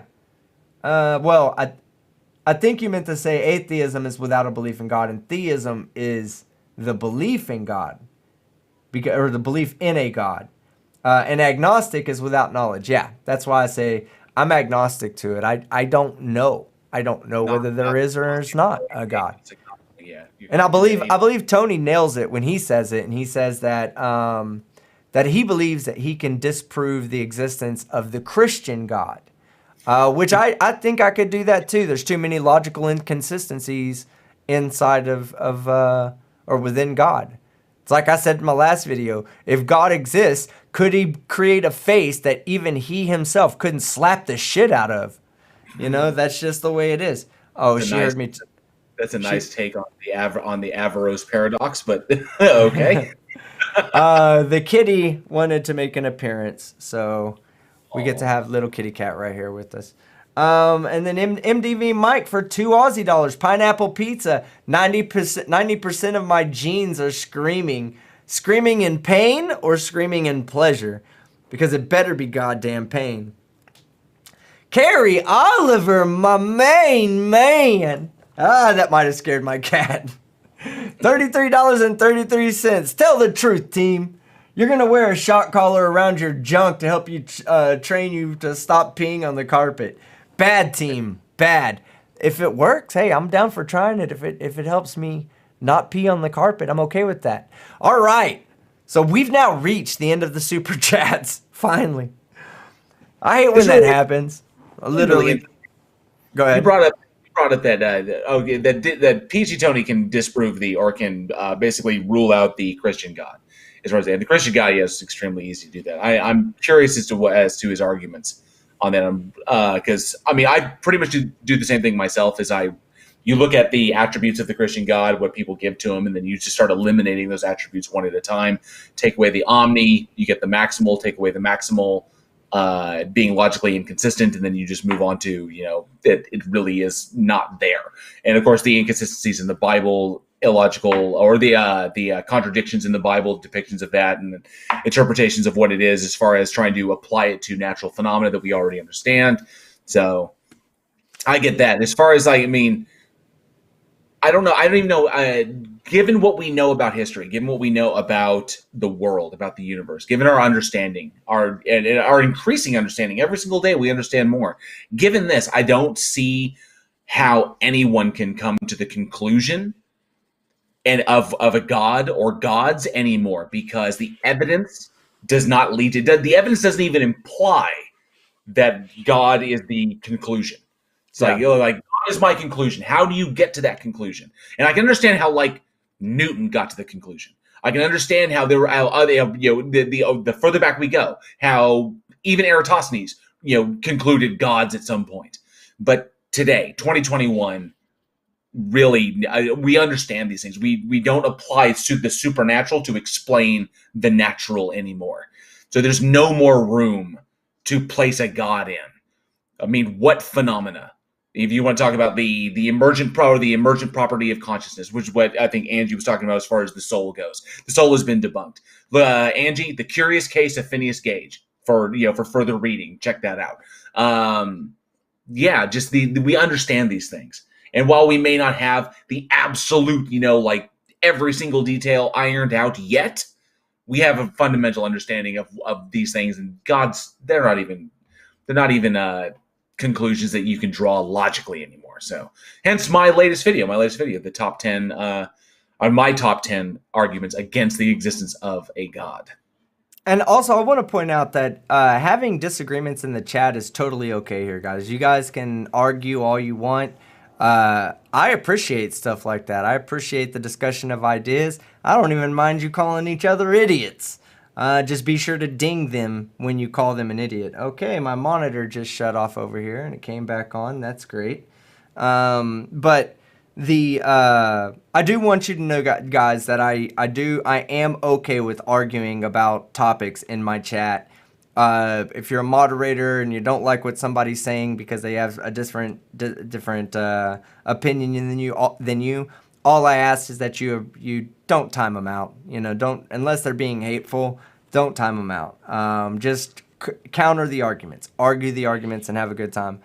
Dave Hill says, technically, I'd call you an agnostic atheist. No belief, but no knowledge either way. Yeah, that's exactly how I identify myself. And sometimes you'll hear me call myself an atheist only because that's the more easily understood colloquial term that most people would be able. If you tell people, oh, I'm agnostic atheist, they'd be like, what does that fucking mean? But if you tell somebody I'm an atheist, then they immediately know what you're saying. So sometimes I refer to myself as an atheist, but yeah, you're right. I'm more clearly defined as an agnostic atheist. So let's see. I fall more on the 6. I'm like a 6.9 in the Dawkins scale. I'm so close to saying that I'm just a 7 on the Dawkins scale. I have relegated from my studies. I have relegated God to a solely philosophical concept. That is all it is. It belongs in the realm of metaphysics, in the abstract areas of where we're asking what possibly could be, what could not be. But when we remain in the field of empiricism, of materialism, of naturalism, of physicalism, when we rely on these things that we can test, we can create novel testable predictive models based on what we see. When we rely on this, and this is where we should be deriving our conclusions, we should not be deriving our conclusions from abstract ideas or about unfounded or unverifiable hypotheses of what could possibly be. No, what is. That's the whole point. When given that, God gets relegated solely to that line of thinking, to oh, well, what if this? Well, what if that? Well, what about this possibility thing? Sure, there's things that we cannot know, and yes, we all start from the axiomatic foundation of I exist. I exist is axiomatic. I have to accept it in order to build my worldview. But jumping from I exist to God, just not necessary. Well, this is a question that, I wouldn't normally get to ask people very much, or at least people with your qualifications, as I don't normally speak to a pseudoscientific philosopher very often. So I would like to ask you, as a pseudoscientific philosopher, Waikika number 855 says, but Simon Dan is the FIFA god. How would you, from your fucked up point of view, how would you explain Simon Dan being a FIFA god, a literal FIFA god? Yeah, I actually don't because everyone that Simon Dan plays sucks at FIFA. Oh my Like, god, like he no one does. is as good as he is. So I mean, I've seen. Okay, when I worked for GameStop, I worked for GameStop for many years. I ran FIFA contests. I saw some guys that were fucking amazing that could pull off shit on a controller that I've never seen.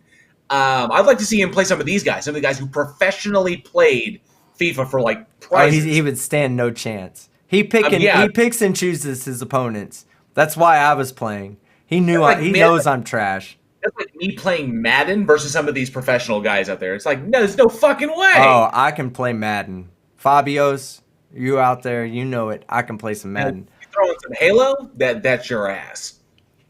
Oh, I'm really good at Call of Duty as well. One on one, I whoop ass one on one. It's when I do the I team mean play a good shit. shooter. I mean a good shooter. Whatever. Halo's whack, man. Halo's so fucking Halo's whack. fake. Halo's Oh, whack. Halo's fake. I'm sorry. Unless I checked, Halo wasn't just a rehashed, reused engine with a new version dropped every year in order to follow the Madden, the Madden algorithm in order to get you to buy a new game every year. Hey, you know what? This is the first year I have not bought Madden. I refuse to buy that game anymore. The game's trash. The game's super It is trash. trash. I'm really Madden's good at trash. the game, but it's trash. COD, Call of Duty, is trash. It's Fuck been trash. you. It's been trash since it was solely on PC. It's a trash Fuck game. you. I'm sorry. No, No fucking. the new one, the It's rehashed bullshit. It's some of it's even not even real history. it's not And now some, you have it's a video game. Call of Duty Zombies. Halo's not real history. Halo's not It's real science history. fiction. Oh god, I'm about to have to end this chat. I'm about to have to end this stream. Was better than COD. I'm dead. I'm dead inside. I am resending my support for you. MDV Mike for $5 Aussie. That was some funny shit when what's his face that irrelevant guy, I can't even think of his name anymore. That's how You've had so irrelevant many he on. is. So many No. on. What's Who? I don't know. I'm trying to think. He's irrelevant. I mean, he's just so irrelevant that I forgot what his name was. Unirock. Now I was thinking so hard as to who the irrelevant person I was supposed to be remembering was, and I don't even know why I was thinking about bringing him up. But he's irrelevant, so who fucking cares? Just start assigning numbers like Discord to him. You know, just irrelevant Yeah. 2340. So we'll know who you're speaking. What were we of. talking about before I stopped to try to think about who the irrelevant person was? How much Call of Duty sucks, Well, no. and how it's just a rehash of the previous year's entry over and over and over again. Well, I don't And how- remember what the correlation between that dipshit and Call of Duty was, but that Call of Duty is irrelevant. yeah, no, not at all. MDV Mike for $5 says both my parents were born in Italy. If I have to explain when screaming, it is regarding pineapple pizza. You need help, buddy. I do need help, but the thing is that you sadistic fucks who like pineapple on pizza, you need help.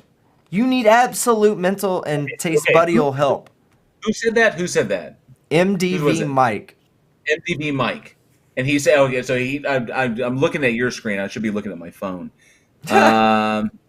just so I can actually interact with the chat." So MTV Mike is supporting Pineapple on Pizza, and yes, because MTV Mike, I don't know if you saw the stream when he was doing this. Okay, the number one, he comes up with these pizzas that he's handmade. All right, and they're okay. I mean, I thought his crust was a bit uneven. I thought the tomato sauce he used was pretty decent. The problem was is that the pineapple he used, number one, was not fresh cut. It was out of a fucking can. Okay, the clumps are like this fucking big. I mean, like that thick. All right, and they're soaked with pineapple juice. And instead of draining them and drying them and make sure that there's none of that crap left in there so that they cook appropriately, he just puts them onto pizza. So all that shit just seeps down, mixes with the tomato juice, which makes it too sweet because there's sugar in that shit, and then seeps into the crust itself, which made it just gunky and gross, which is why. And then because it's stuck in there, that's why he says it was like eating a, what did you describe it as? You described it as a pineapple jelly donut? Yes. Okay, Pineapple so pizza jelly donut. and that's the reason. But also, it also has to be brought up. And I'm sorry to bring this up because you can't control this. But eating pizza without cheese, that's problematic because you have no cheese on your pizza, and cheese is one of the things that brings everything together. Okay, because you can do it without tomato sauce. If you want to go like legit Italy, you can go no tomato sauce. And you do with just cheese and your ingredients on top. But you've got to have cheese. It's not pizza without cheese. Otherwise, it's just sauce and shit on it. MDV Mike for $2 says, no, I'm not supporting pineapple on pizza. Thank you for Oh, okay. clarifying that. Because I already started etching the tattoo off my skin where I have your name, where I have MDV Mike I was etching it off with a razor blade as we were speaking because I thought you were supporting pineapple on pizza. Okay, so we didn't actually get to the videos. Angie Flores, yup, no cheese, no pizza. No cheese, good pizza. No Sir cheese, Little Wolf, good pizza. Sir Little Wolf. Pizza without cheese is just toast with sauce. And it's great toast with sauce. It's absolutely amazing, and it doesn't need pineapple to get better. All it's going to do is give you the farts for a while and maybe some bad poo. No, it does. It does different things to me. It does. Because my wife is also lactose intolerant. So I mean, she deals with that, but occasionally she will like I'm going to eat this fucking ice cream. She's going to pay for it later, but she's going to eat it. So so for those of you out there, I would eat Vegemite before I'll eat cheese. I will eat spoonfuls of Vegemite before I'll eat cheese. That shit tastes like scab. Shit tastes like scabs, I swear. I have no idea what a scab tastes like, but I'm sure it's something like that. It tastes like blood. It tastes like old blood is the problem. It's that irony, almost metallic aftertaste, the one that sticks with you in the back of your throat for a good long while. And I fucked up because when I did it, when I used it, I put it on vanilla wafers because I didn't have any like crackers or toast or anything. So I was like, I put them on vanilla wafers. So then I had vanilla mixed with that shit. Sounds better than either Vegemite, Marmite, or cheese. Oh, it was awful. It was Negative Exponent says, I just tried a new style of pizza I know you will like. While picking up a sub 2 nights ago, they had a buffalo chicken pizza. If you enjoy buffalo wings and pizza, I promise you will love it. I've actually had that before, and you're right. I do actually love it. But buffalo pizzas are just, they're good. You know, that I love buffalo sauce. First off, I really, really, really like buffalo sauce. I'm a spicy asshole, okay? I have eaten stuff so spicy that when I shit the next day, it legitimately burned. Like I thought, oh God, I need to go to the doctor. Whatever I ate is doing something to me that is unnatural. And I recovered from it, thankfully. But I just want you to know, I'm a huge spicy person. But I do when I do the buffalo chicken pizza, I literally have bread, buffalo sauce, chicken. I think I do onions on that. I think I do onions and maybe jalapenos. But I don't. No cheese, bud. No cheese.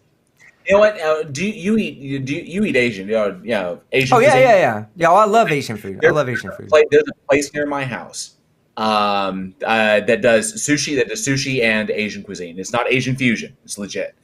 And I gotta read. They have a variable heat scale from a 1 to an 8. Okay, that I think I ought to take you there and buy you lunch there so that you can try this place. You can actually tell them exactly how hot you want it. I can tell you because I have no sense of smell. So born without a sense of smell. So I tend to eat lots of spicy shit anyway because it's really all I can taste. So really, really strong foods. Yeah. So I tend to eat spicy all the time. I had to cut off at a 5. A 5 was way too much for me. So typically I get about a 4. So I can only make it about halfway up. But I will take you to this place, and you can tell them that you want a 6 or a 7, and you see how hardcore you really are. We'll film it. We'll film it. Well, hold on, I had to go run and grab something because I want to do some product placement here, right? I want to support someone that I love. Look at this. You see this, guys? Hey. Slap your mama. Let me put me on full screen real quick. so you guys can see this. All right, there you go. Slap your mama. All right, that seasoning is the tits. Okay, this seasoning is the best shit in the world. You just sprinkle it on everything you eat. I mean, hamburger, chicken, eggs, pancakes, anything you eat. You put this stuff on it, it makes it better. It absolutely does. I pray with everything in my soul that you have the ability to get this for yourself. All right, let me get back up here and Yes, the Slappy Mama seasoning is available wherever you buy your regular groceries at Walmart or Kroger or Albertsons or are you Tom Thumb. familiar with it? I am familiar with it. I have a can in my kitchen as well, but this is the shit. What is This that? is that's the Reaper Squeezins. Oh yeah. I've had that before. I've had that. That's hot, but yeah, this shit will kick your ass. You This- use enough of it, this will kick your ass. this won't Slap kick your ass. This won't kick your ass, but this will add to the flavor of your meal. All right. To Bentley wings at Hooters. Oh wow, that's Ben- really the- hot. Yeah, that's really hot. I can eat Bentley wings, but that's really hot. All right, $2 from God's Auditor says pineapple, garlic, 2 times bacon, ham, onion, and barbecue sauce. Now that's a fucking pizza that I will fucking eat. 100%. That would be a pizza I would eat right there. MDV Mike for $2 Aussie dollars. Lactase tablets. I love them. Yeah, no, I'm not even. If I've got to take pills to eat cheese, I'm just not going to eat the cheese, guys. You could do it once for your audience. Suffer for your fucking art, man. Excuse me? Suffer for my art? That didn't even make sense to me. No, it makes me sick. It really does. It really makes me sick to my stomach, and I just can't handle it. If I could handle it, I would. Trust me, because I know I'm missing out. I know I'm missing out. You get a little tummy ache. You get a little tummy ache. You can't handle it. You get the gooey poos. The gooey poos are not welcome at Casa de Team Skeptic. Jane Doe! Oh, love. Thank you so much for the $49.99. Sorry, team. Pizza without cheese is not pizza. But I agree with you on the pineapple. Yuck. Yeah, pizza without cheese is pizza. Jane Doe. No, It is pizza. It's pizza. It might not be pizza to pseudoscientific fucking sadistic fucks like J.L. Warren, but it's pizza. Motherfucker. You throwing down a gauntlet now. Hang on a sec. I want to know the fucking. Let me see here. Pizza. What is okay, Jane? I got a question for you in the chat, okay? And you can just answer. Tag me in the chat, and I'll look at it. I'll see it and I'll read it. What is pizza without cheese called? Okay, pizza. Noun. A dish of Italian origin consisting of a flat, round base of dough baked with a topping of tomato sauce and cheese, typically with added meat and vegetables. That is a pizza. Sir Little Wolf is correct. Pizza without cheese is just toast with sauce. Wait. No. We're not referring to Google as the end-all, be-all of messaging. Not Google. Fucking dictionary. Even the dictionary is wrong sometimes. What? Okay, chat. What is pizza without cheese? Now, here's what the answers are. You can either just type pizza, because that's what it fucking is, or you can type something else. And I saw open-faced sandwich out there, which is crazy. That is not an open-faced sandwich. Here we go. Yeah, heat shield. I just saw that. I just saw the spices that you sent me. I'll have to look into those and see. WF6I says cheese on everything. Pray? Who are you praying to, Team Skeptic? I'm praying to the spaghetti monster, of which all my spaghetti has slap your mama sauce added to it, or seasoning added to it. Tomato pie. Tomato pie. Is An what that's insult to culinary arts. If you're talking about Bruschetta. If you're talking about good old fashioned tomato sauce pizza without the cheese, then you're talking about tomato pie. Tomato pie isn't pizza. Irish Stew asked the question, says, would JL eat bitch lasagna? Educate me. What is bitch lasagna? Oh, that's. Do I have to play the song? Bitch lasagna? You know what? Uh, Actually, you have said that you're going to play it multiple times. I've never heard it. I have played it. I have played it. Tonight I'll end the stream with Bitch Lasagna. The song, it's a remake of a PewDiePie song when PewDiePie was making fun of T-Series for trying to catch him in the Okay. number one thing. Well, the beat to the song has been given away for free. Just said, hey, you guys have fun with it. So I made a flat Earth version of Bitch Lasagna, talking about all the different flat Earthers, and calling them Bitch Lasagna. Nice. So yeah, I'll play that. I will play that tonight. I'll play that as we get out of here tonight. And I've heard. oh, Mad Scribbles out there, my main man. How you doing, Mad? He wants to debate a flat earther. We got to set him up with a flat earther on my channel. He What said happened to the that's debate? 66% of a pizza. What's up? What happened to the debate you were supposed to set up with me for like the 6th Against who? against a COVID denier? Oh, that is Ed Freeze. Let me reach out to him. I'm sorry. Again, I had the first half of this month and the end of last year were pretty emotionally straining on me. And as you see, I didn't do a lot of live streams at the first half of this month. So, Team is an insult to many arts by Commander Darklight. Ow.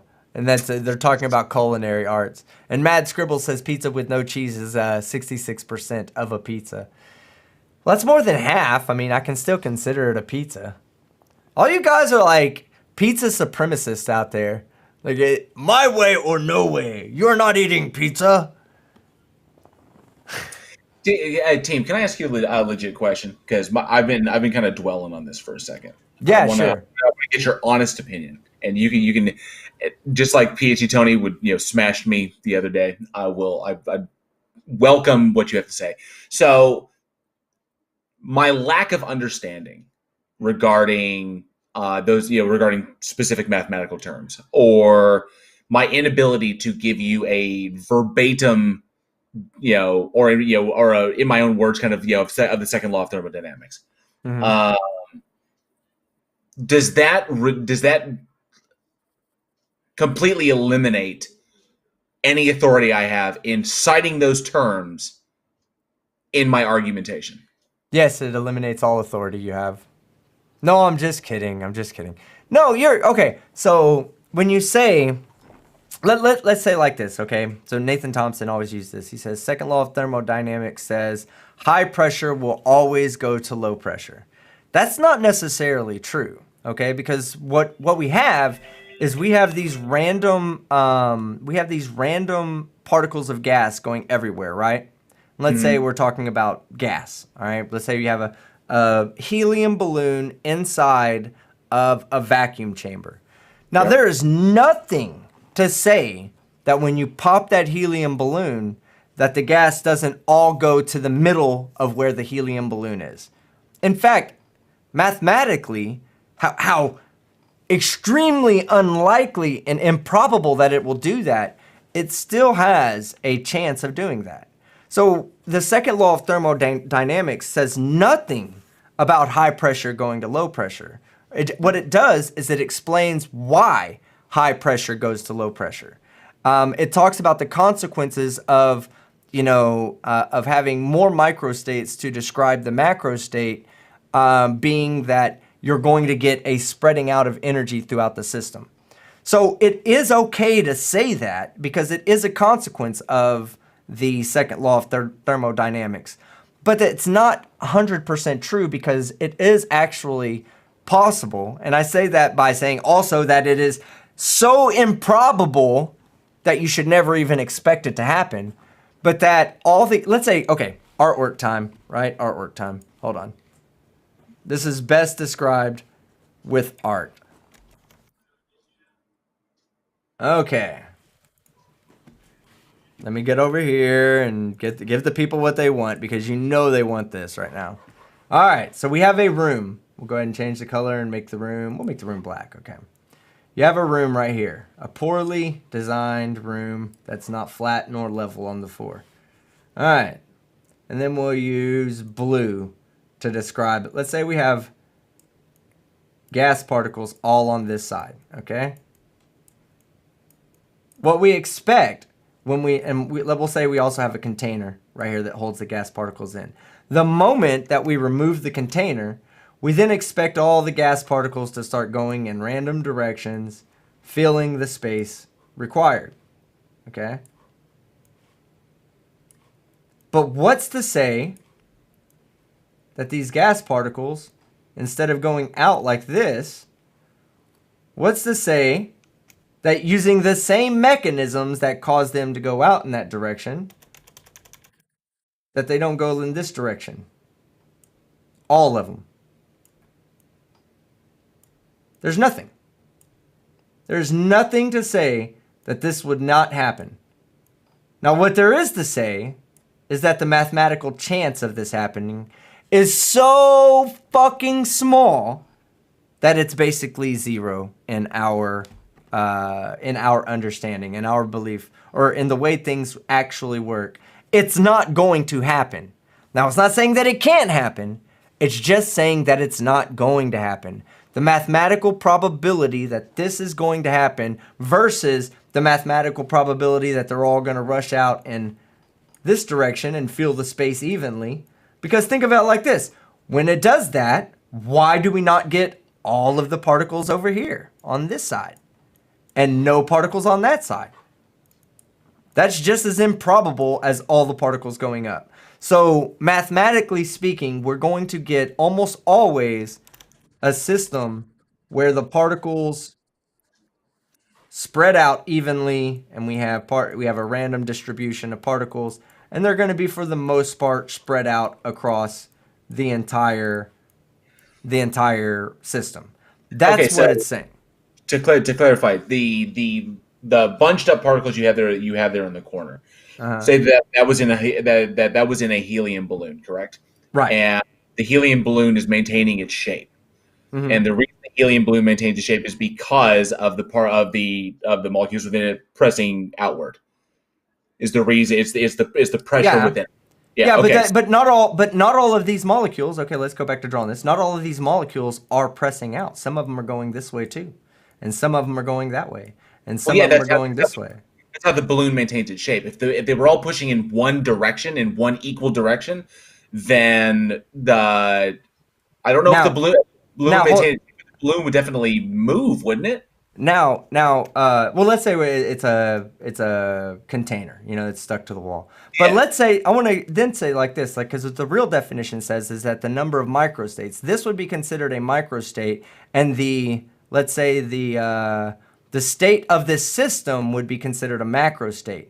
So what the second law of thermodynamics really says is that the arrangement of these particles will always lead to where we can have more or different arrangements. Like, let's say this one's not here, this is here.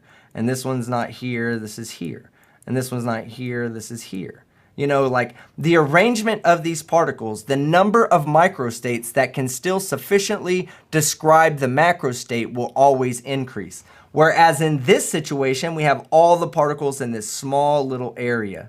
So therefore, there's only a limited number of microstates that would describe this macrostate, So the number of microstates when all of it is spread out, the number of microstates that are able to describe the number or the macrostate will always increase. So that's why things tend to be like that, why gas tends to expand, why high pressure moves to low pressure. And what Tony was saying, and I'll go and let me take all this off real quick and give you the second definition of it, so that way we can be sufficient with our explanation, okay? So let's say we have a Carnot engine. And we're going to say that this is a hypothetical engine with a block in the middle, all right? With a block in the middle, and we have, let's say, an even amount of particles and pressure on both sides. All right, so with the even amount of particle and pressure on both sides, and I've demonstrated this before with a simulation. So we have an equal number of particles and pressure on both sides. They're equally pushing this right here. Now let's say we were, the work we were trying to do was to get this to be a piston and go this way, and then it goes back this way, and then it goes back that way, and it's an endless cycle, all right? Now it's an endless cycle because it's a hypothetical machine where we're not losing any pressure to the outside or any heat to the outside, okay? So nothing's going this way at all. Everything's contained and it's all conserved. Well, once this pressure right here is equal to this pressure over here, there's nowhere for this engine to go. Now, if we have it set up so that there's more pressure on one side, then the push amount going on this side is going to be greater than the push amount going on to this side, and this block will start to move that way. Now, yes, as it moves that way, it squeezes down the volume that's available for the amount of energy in there, and therefore increases the amount of pressure pushing back on it. So, and also, as it moves this way, the volume here is going up, therefore the pressure is going down. You know, the volume is getting bigger, the pressure is getting smaller. So when the pressure pushing this way exceeds the pressure pushing this way, then the block will then start moving that way.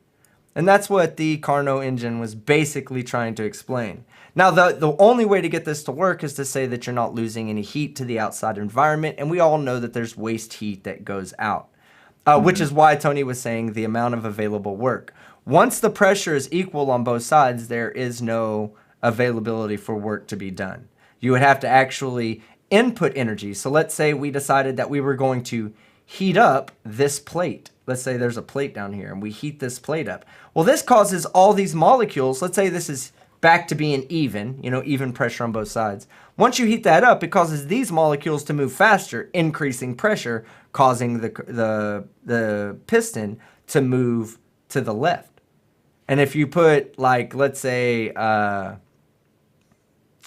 if it only heated up slightly, let's say, it would go left, but then again, it would increase the pressure over here, and this pressure over here would then begin to rise. And if it, once it exceeds, as I said again, as the volume over here decreases, since this is a fixed amount, the volume over here increases. So well, it would eventually equalize because it would equalize, but it would equalize with the piston more on this side. It would be moved over, yes. And then the hotter the side gets, the further the piston goes over until the pressure on this side can equalize the output on the other side. So that's more of the mathematical and scientific definition of the laws of thermodynamics. And what you described there, actually, that little the thing that you created there was really interesting. So in essence, imagine that whole system is the universe, and the little hot plate, the little like deal that you do to increase the temperature from outside the system, that's what people describe as God. No, it's not God. Exactly. Not God. That when we can determine that God doesn't exist within the universe, then he must exist outside the universe. Well, if he exists outside of the isolated universe, outside of the isolated system, then he either interacts with us through it, like he interacts from outside of it, because we've already determined he's not within.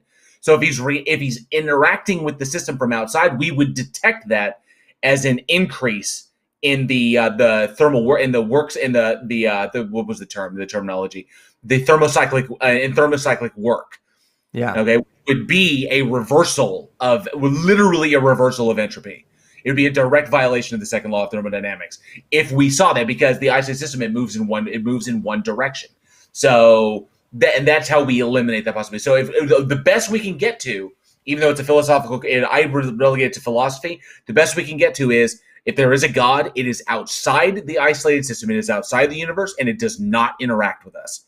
All right, and so by that terminology, by that reasoning, by that logic, it logically follows that it has a logical value of 0, and it's not worthwhile in deriving any conclusions from. Yeah, and at the same time, it's okay to say it logically follows that gas will will expand to fill the, that the pressure will logically even out. It's okay to say that it logically follows from the tenets of the second law of thermodynamics that is going to happen. So when people say, oh, the second law of thermodynamics is gas expanding into, going from a helium balloon to fill up a vacuum, that's okay to say that.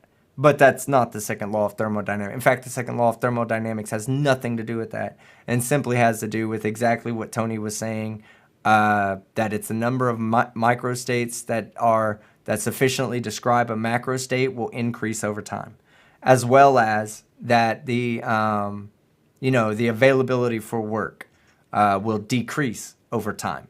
Yes. So if you have a system that has all the hot air on one side and all the cold air on one side, and there's nothing to regulate the air, what's going to eventually happen is you will get to a point where there's an equilibrium of temperature and no work can be done. That Carnot engine would not move because of that.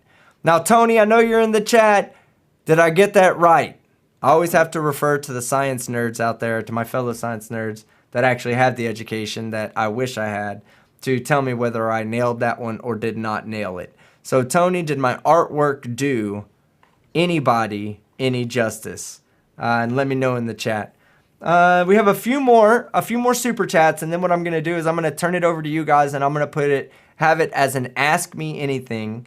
You guys can ask me any question you want, and I will do my best to answer it honestly. And we'll only do that for about 20 minutes, and then we'll call it a night. And I'll save those videos I have. I'll save those for the next one. Maybe we'll just watch the videos and not really comment too much on them. Tony is over on the plot hole. Okay, good deal, good deal. God's Auditor for $2 says, I formally challenged Team Skeptic to a debate on pizza. Oh, man. Oh, yeah, sorry, Matt Fours. It's not thermodynamics, it's thermal dynamics, as per JM Truth.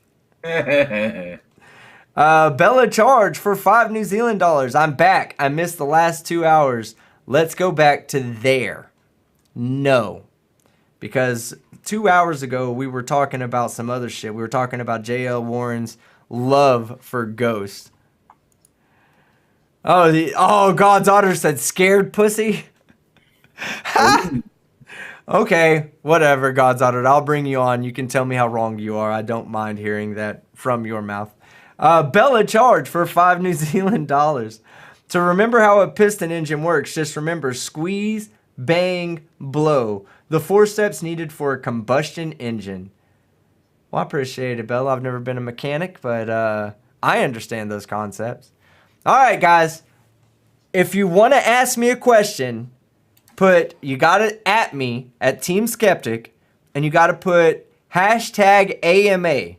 So I know that you're asking me an Ask Me Anything question. We'll do about 20 minutes of these. And then I want to play just maybe 2 or 3 videos for you from the Fuck You Karen Reddit. Actually, you know what? We'll save those. We'll save that for Friday. Because Friday, let me tell you something. We'll do the Ask Me Anything today. I'm giving you all a chance to put that in there right now. But Friday, here's what we're going to do on Friday. YouTube has finally allowed people to redirect their live stream to another one of their videos. Like right now, I can age. Dark Steve says age. Ooh, good question. Just turned 43. I'm an old fuck. I'm almost officially a boomer. Dave Hill, have you learned to whistle yet? No, never. Bella Charge, New Zealand dollars. $2 New Zealand. You missed. Suck nerd. What?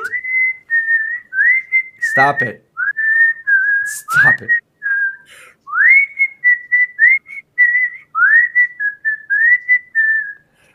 I don't think I missed any super chats there, Bella.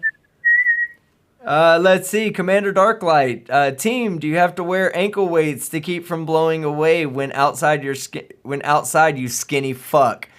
No. I don't, but that's a great idea. It might help me with my balance. 43, so young, you whelp. How fast is your internet?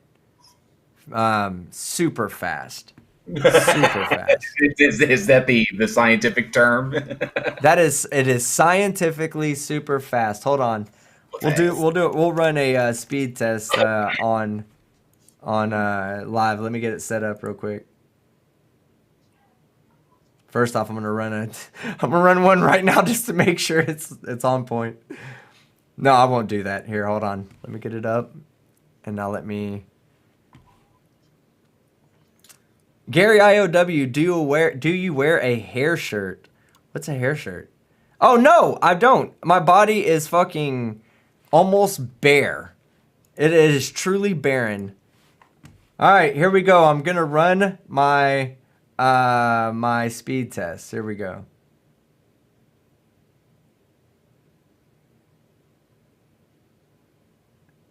And I don't know why it's so low right now.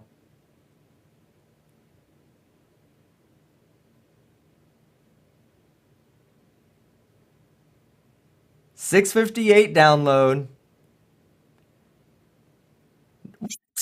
Normally I'm at 800. I pay for 1,000, but normally I'm at 800. Goddamn slow internet. 658, 541. That's my speed test score right now, guys. Decent. Oh yeah, I'm also streaming, so it's eating bandwidth as well. I have a name now, says, and this is a good one. Ask me anything. Why did you decide to make a face reveal? I don't know. I think it was the next stop in my progression of becoming a real YouTuber. And that's not to say that anybody that doesn't show their face is not a real YouTuber. But I feel like you being able to see my face, my facial expressions, my demeanor, it puts so much more behind what I say and how I say things. Because there's a lot of people that overreact, and if you saw them in real life overreacting, you'd be like, you're just doing that for the crowd.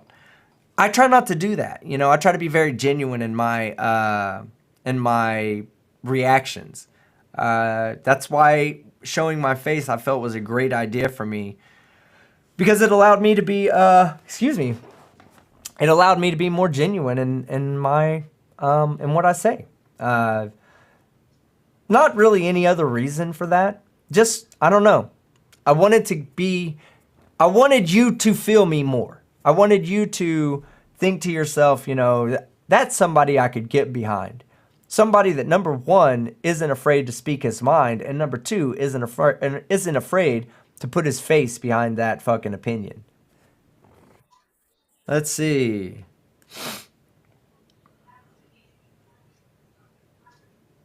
Oh, yeah, Facty, you're right. I didn't answer your question. He says, you didn't really answer my question. Are you wearing the mankini for the Zapper stream? Yes, I'll do that. I'm going to eat a pizza, wear a mankini, and have a Zapper stream, and have the Pavlog Zapper on. Two of which is a consequence of losing a bet with Simon Dan. I lost the bet and I lost 3 bets with Simon Dan, but the third bet included a stipulation that I cannot tell people why I'm doing a certain thing because I lost that bet. So if you want to know, go watch the FIFA stream. It's a great stream. I get my ass kicked. I rage. I throw the controller inside of my head. But yes, it's a great fucking stream. Let's see. It jumped on me. Oh, Johnny Charcoal, being Texan, is it the sauce or the meat that puts the flavor to barbecue? It's the sauce for me, okay? Like, I can have barbecue meat that doesn't have sauce on it, but then again, it's really just roasted meat at that point. So I would say that it's the sauce that adds to it, but barbecue sucks if your meat isn't tender. So you have to have tenderized meat to make a barbecue good. So it's a little bit of both, but for the taste of barbecue, it really needs to be a good sauce. It needs to be a really good sauce with minimal amounts of ketchup in it. A lot of people think that it has to be filled up with ketchup, and that's not the case. Or brown sugar. Brown sugar is good in barbecue sauce, though, but ketchup, Do you prefer hickory or mesquite? hickory. Okay. I'm a huge hickory fan with pulled pork. Mesquite flavor has its place, but I like the hickory wood taste that comes with hickory. Cool. All right, it's almost like you're using your internet for something else, eh? Yeah, for this stream. Yeah, I actually was inspired. I tested mine real quick using that same site, and mine is shit. And I was like, oh wait a minute. Not only am I doing this, Angela's in the living room streaming on the Xbox because I think she's watching Castle Rock or some series right now. So she's currently streaming. I'm currently streaming. My phone is currently connected. So yeah, I have like no fucking bandwidth whatsoever right now. God's Auditor says, why aren't you using ad blocker software? You know, I've never been into using ad blocker software. I don't know why. I guess I probably should get it, but before I had YouTube Premium, I wanted to make sure that every YouTuber received money from my view. Or every YouTuber that was monetized, of course, received some kind of money from my view. Or, yeah, from my views. So, it started out with that, and I just never have. I have a few browsers that are saved on my computer that actually have ad blockers built into them, and I use those at times. But I mean, I don't really care about the whole ad stuff, but I will tell you what freaked me the fuck out, and I probably should be using ad blocker. When I used to hear people say, Google's listening to you, Google's lit, and I was like, yeah, whatever, that's just some conspiracy shit. And then one day somebody in chat asked me about what car I would own or that I wish I would own that I never owned in my life. And I was like, oh, the Toyota Supra Inline 6 and the Nissan GTR. Sure enough, I did a search. I might even have the picture. I know I have the picture. I don't know where it's at, but I know I have the picture. I did a search for new YouTube terms of service. Right? The new YouTube terms, it was right when some new terms of service came out, and I wanted to see what some of the bigger YouTubers were saying about it. And when I did that, right in the middle of the list was Nissan GTR. I was like, how ironic is this? Okay, first off, if it's just coincidence, right? Then that is the most outrageous coincidence I've ever seen in my life. I've never seen a video promoted for a Nissan GTR. The only reason I know of the GTR is because I used to like it when I was a kid. I don't talk about the Nissan GTR to anybody. I don't talk about Nissan GTR on stream. Watch. Every search I have today is going to be filled up with Nissan GTRs. But in the search topic, I typed new YouTube terms of service. Has nothing to do with cars. Let alone a GTR, Nissan GTR. So that convinced me that YouTube and Google are in fact fucking listening. And they want you to talk, when they hear you talking about something, they want to promote that to you. And I was freaked the fuck out by it, guys. Like, I'm not even gonna lie. I do turn off my mic now when I'm not using it because of that.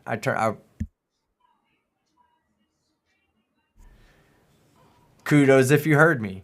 But yeah, that's that. And that I guess I should be using ad blocking software. I don't know if that would help for that though. Facty says we still miss Cream Skeptic. I miss him as well. I have a name now. Says thanks Team Skeptic. We really appreciate it. Well, I appreciate you guys, man. I really do. All right, Nikki Daly. Triglavian Princess says Team Skeptic has always been a boomer. This is true. This is true. All right, so is there any other AMAs? Kiwi Gamer, when are you and Simon Dan going to play MLB The Show 20? Oh, I'd fuck him up in that game. I played MLB The Show 18, I think was the last one I played, but it can't have changed too much from then.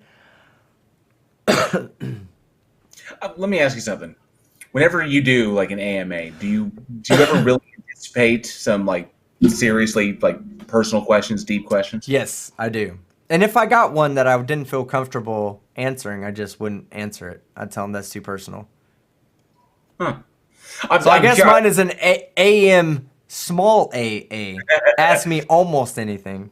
because I'm curious because I mean, I'm an open book, and I was wondering if an AMA is something that I should do when and if I ever hit 500 subscribers. But I'm currently like losing subscribers because of all this roasting that's been going on.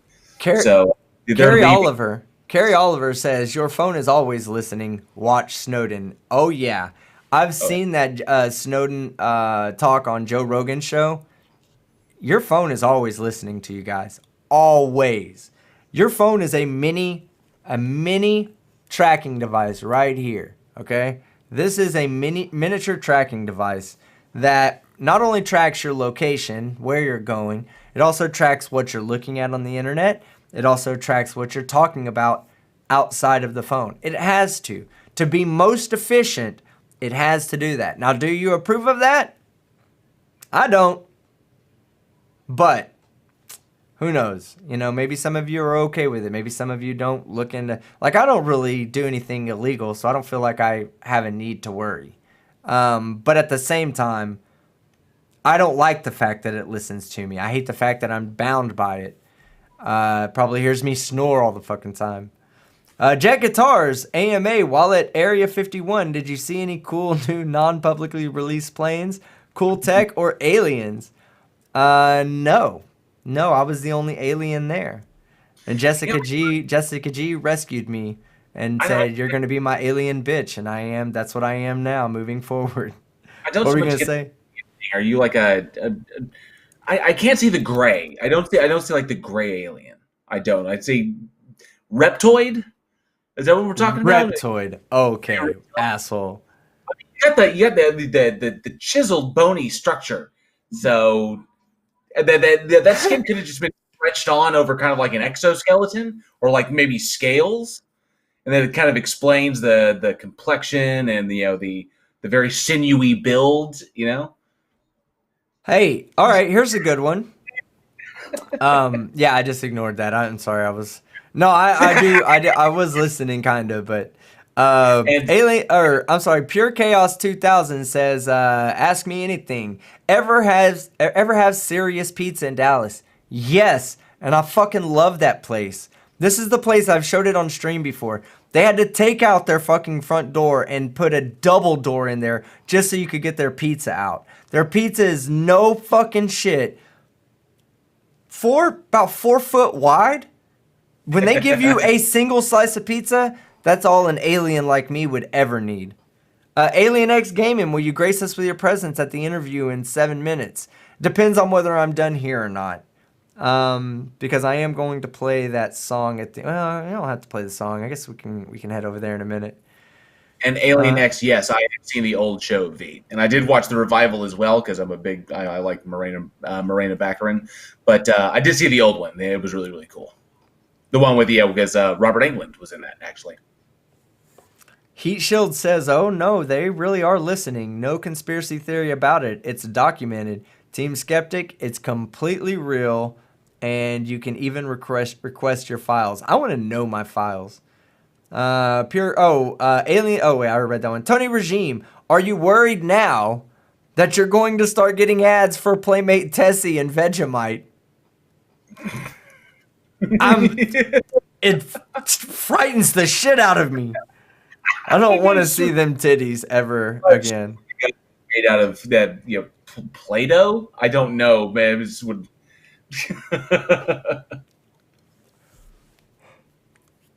God damn, getting tired now. I've slept like a motherfucker. All right, has anyone ever really been far even as decided to use, even go want to do, look more like? What? Having a God's fucking Otter? stroke. That was a worded sentence poorly, in my opinion. Let's see. Reword that sentence, God's Auditor. I'll answer your question. Pure Chaos, Team Skeptic. Nice. Next time we come to Dallas, we can treat you. My girlfriend loves Serious Pizza. Oh, man. You got a good girl there. War says, how you doing, team? How you doing, my friend? Good to see you, brother. I'm glad you're over here.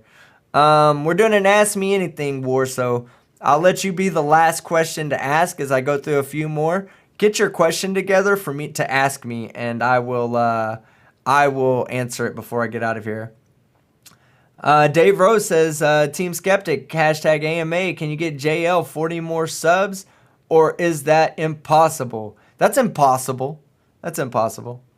Nathan Nicholson, Team Skeptic, AMA, is your head on fire or are you just Super Saiyan Blue? Oh, I'm a goddamn living Super Saiyan, guys. But yes, I'd like that. Like, you don't understand, like, every time I do a live stream, every time I do a video, I love putting the flames up. And I found good flames. Like these right here, let me get all the way. Those are fucking sexy right there. I will fucking rock those flames non-fucking stop. Let's see, WF6I, have you ever taken a shower with your clothes on? No! What's the fucking purpose in that? You're drunk as fuck. I've maybe been thrown into the shower with my clothes on to wash off all the vomit off of them after getting sick from being drunk, but I have no. been so if I've showered with my clothes on. Let's test this theory of yours. Say Barbie doll 10 times. Oh, man. Okay, facty. Here's what we're going to do, right? Remind me on my next stream to do that, okay? Remind me on remind me on my next stream to do that, and I will. What's it supposed to do? To do the Barbie test. We'll just start talking about Barbie dolls. So, I wish I knew where to buy the most perfect Barbie doll. I wonder if there are any Barbie dolls on sale. What's the best Barbie doll if I have a 10-year-old daughter? You ask questions like that, and then you go and you look into the search and see what ads they present. Gotcha. I was about to get my coat. What was it like when PhD Tony pulled your brain out through your nose? Highly erotic. War says, oh, that's quite all right, brother. Well, I guess we're going to go until you come up with an Ask Me Anything question. You got it, says Factor. Yeah, and I'm just kidding, War. You don't have to ask me that. We're going to end in a second anyway. Kiwi Gamer, if you see Nathan Thompson come down the road on his Segway, would you record on your phone and throw a stick in front of him? Yes, on both occasions, on both questions, I would do both. I would throw a stick down and then record whatever happens. Ire says Team Skeptic, how are you? I am doing good, man. About to go eat some fucking rice with meat because I'm starting to feel lightheaded now. I really am. And I need some food. But I do hope you saw that you asked me that question. Woman says God, no God, and then the vampire says no God. That was 30 Days of Night. I hope you saw that. I did answer you, by the way. I just wanted to update you. Well, JL, I'm gonna stop it here because I really am getting fucking like delusionally hungry right now. I woke up woke up about 5 hours ago actually. And I hadn't eaten yet. I just started getting ready for this stream. And it's too much. So, JL. You have Marfan syndrome or something. What's that? Okay, I could best describe it. It's a genetic condition, but I could best describe it. If you've ever seen the movie Mama, the horror movie Mama, produced by Guillermo del Toro? Okay, well, but I like that guy.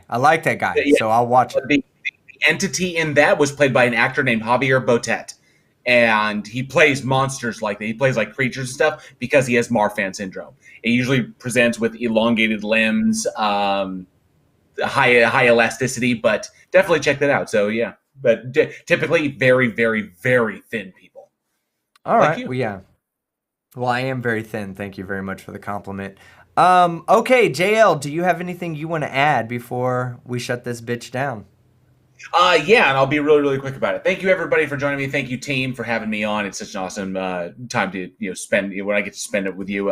Last time I was on, I think it was a debate, and I look forward to more, whatever you have. Thank you, everybody in the chat who super chatted the team, making it a really, really excellent one. So great to see everybody. I saw a lot of familiar names in there. I hope to see y'all tomorrow at our stream on Weekend Horror. 8 p.m. CST, we have our special guest, Lloyd Cryer, the founder of the Texas Frightmare Weekend horror convention. Not to mention he's a filmmaker and a producer, and I cannot wait to talk to him. It's going to be a really, really fun time. I'm currently working on a few videos over on my channel. I will get them out as soon as I can. Time constraints wise, Weekend Horror takes up a lot of my time, so I will try and get those out there soon, hopefully. Thank you to all of the new subscribers I picked up. It was interesting getting reamed like a flat earther does. This was it was a humbling experience. I now see it from their perspective, and it's hardcore.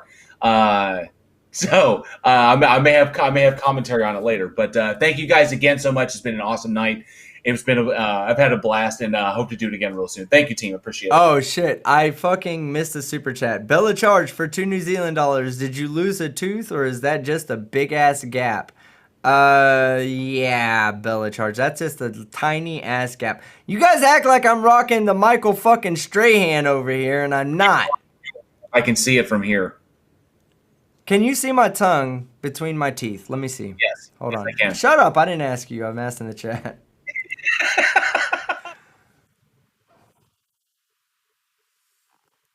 No. Cannot see the tongue between the teeth. So no Michael Strahan is going on. More But like Jai White, what'd you say? This is another actor who has a gap in his teeth. Oh. What's his name? He's my hero. Michael Jai White. Oh, Michael Jalil White. Is that who you said? Michael Jai White. Jai White. J-A-I. Yeah. Jaleel White. That is fucking Urkel. Is that Urkel? That's why the name sounds familiar to me. Michael Jai White. Anyway, carry on. Carry on. All right, guys. Again, I started to mention something. On Friday, I have a new video, and I'll be doing a live stream. That will most likely be a solo live stream. And what we'll do is we'll go from that live stream directly to my new video. So that live stream will probably be a little bit earlier in the day. We'll probably do it about 4:30 instead of 6:30. We'll make it kind of a quick 2-hour long live stream. And then I'm going to use the new redirect function to redirect us to the new video.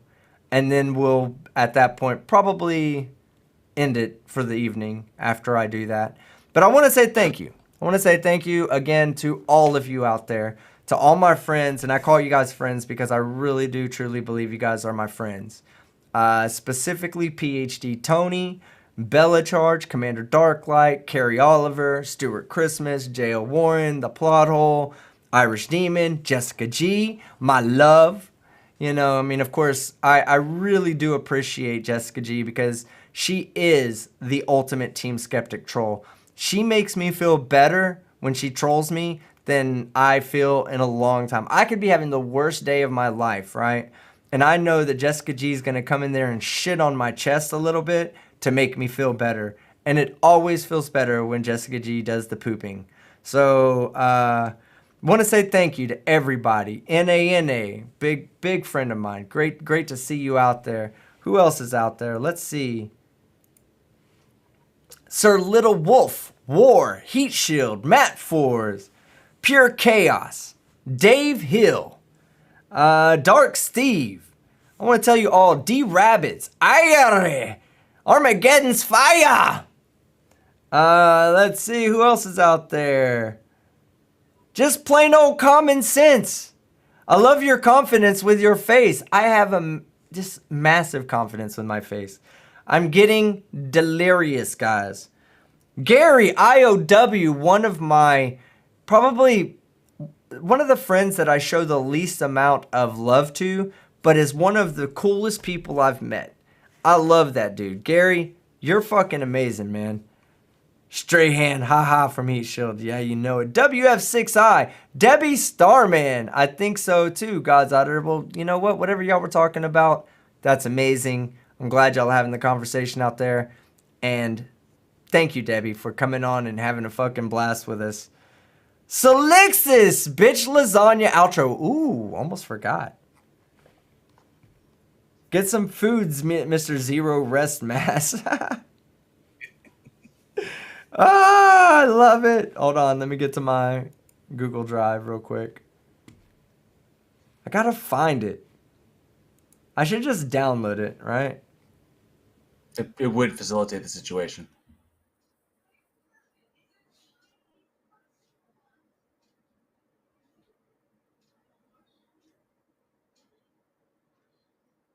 Oh my gosh, I'm looking for it. I have so many files. Oh, goodness, I don't know where it's at.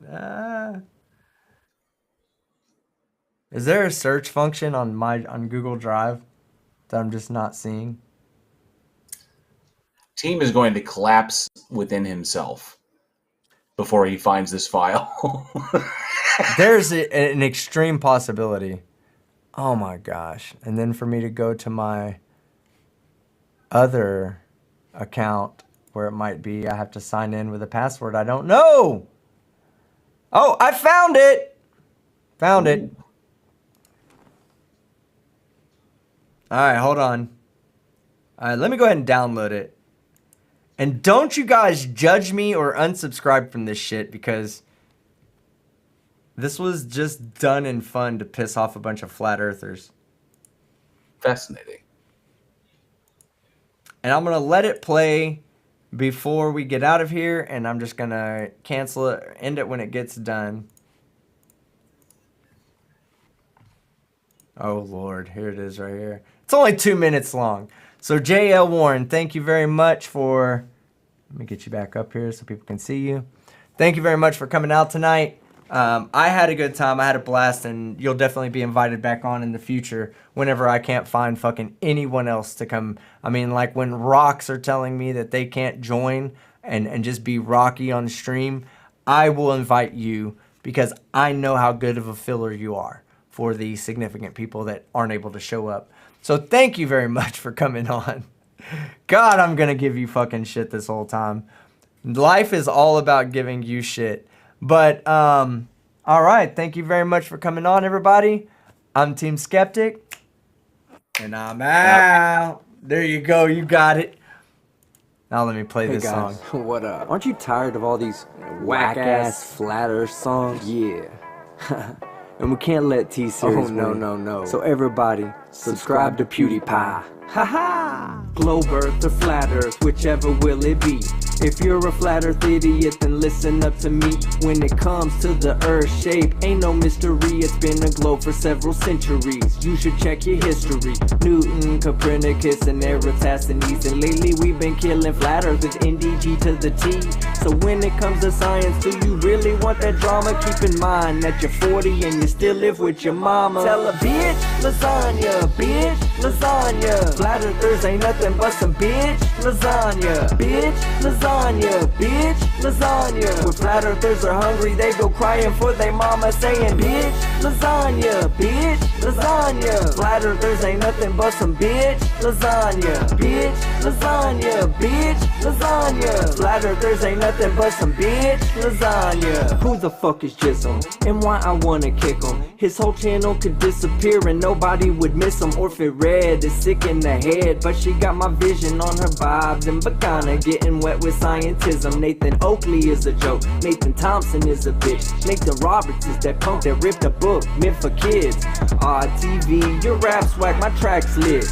And Daniel Pratt, you're a piece of shit. Flat earthers are some bitch lasagna, bitch lasagna. Flat earthers ain't nothing but some bitch lasagna, bitch lasagna, bitch lasagna. When flat earthers are hungry, they go crying for their mama saying bitch lasagna, bitch lasagna. Flat earthers ain't nothing but some bitch lasagna, bitch lasagna, bitch lasagna. Flat earthers ain't nothing but some bitch lasagna.